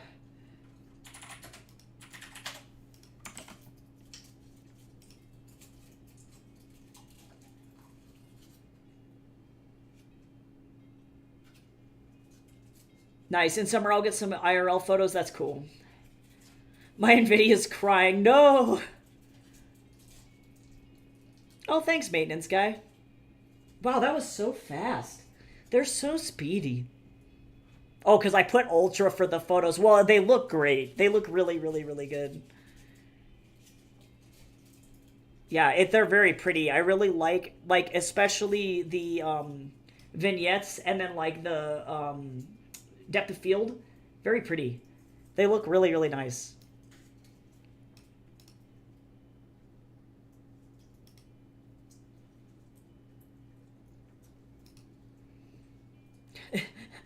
No, my game just goes, fuck you, I can't. That's so sad. I'm so sorry. So traumatizing.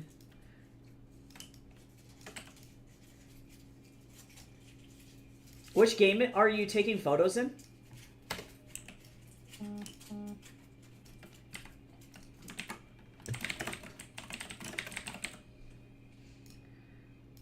Okay, I think we're good on this page. All right, so I'm okay. This is good.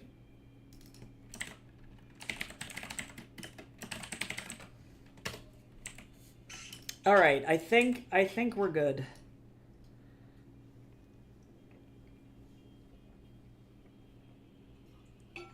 Oh no, the game decided to die and take the PC with it. No! That's so stressful. Okay. Let me save out this stuff. Y'all, I'm officially done with my portfolio. I'm gonna cry. Oh my god.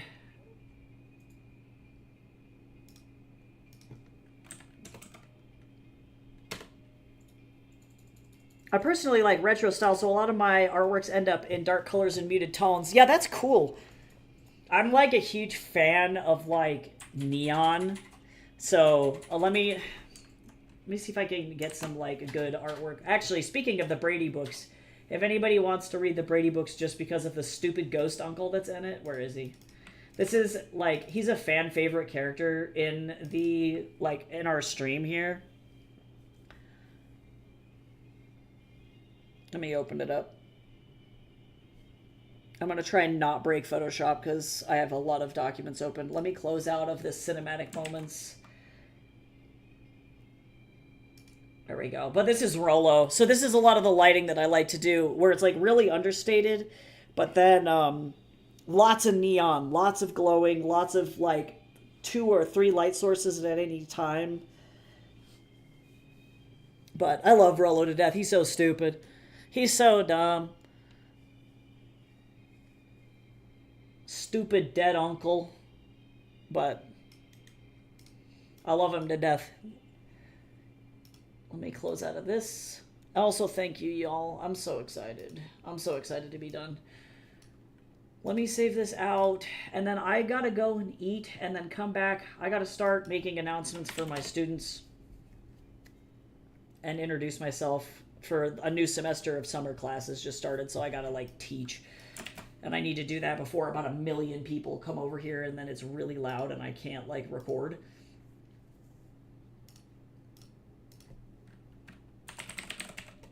Okay. I love weird core and liminal stuff. I don't draw neon, but I love colorful pieces too. No, that's totally valid. I love that everybody kind of just has their own thing. That's like my favorite part about art, to be honest. But yeah, good luck on that contest though, Crulio. I decided to go for a police chase in Utah. Yeah, Utah's beautiful. It's one of my favorite places, actually. Moab, Arches National Park is like one of my favorite places to be.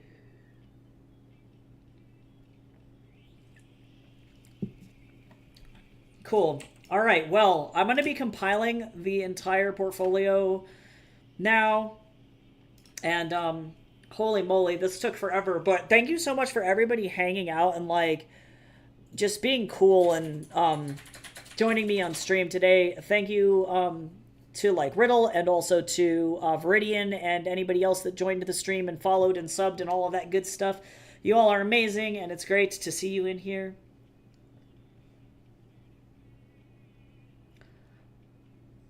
Moab. Oh yeah, Moab is it's an indigenous word. It is an acronym though for Mother of All Bombs.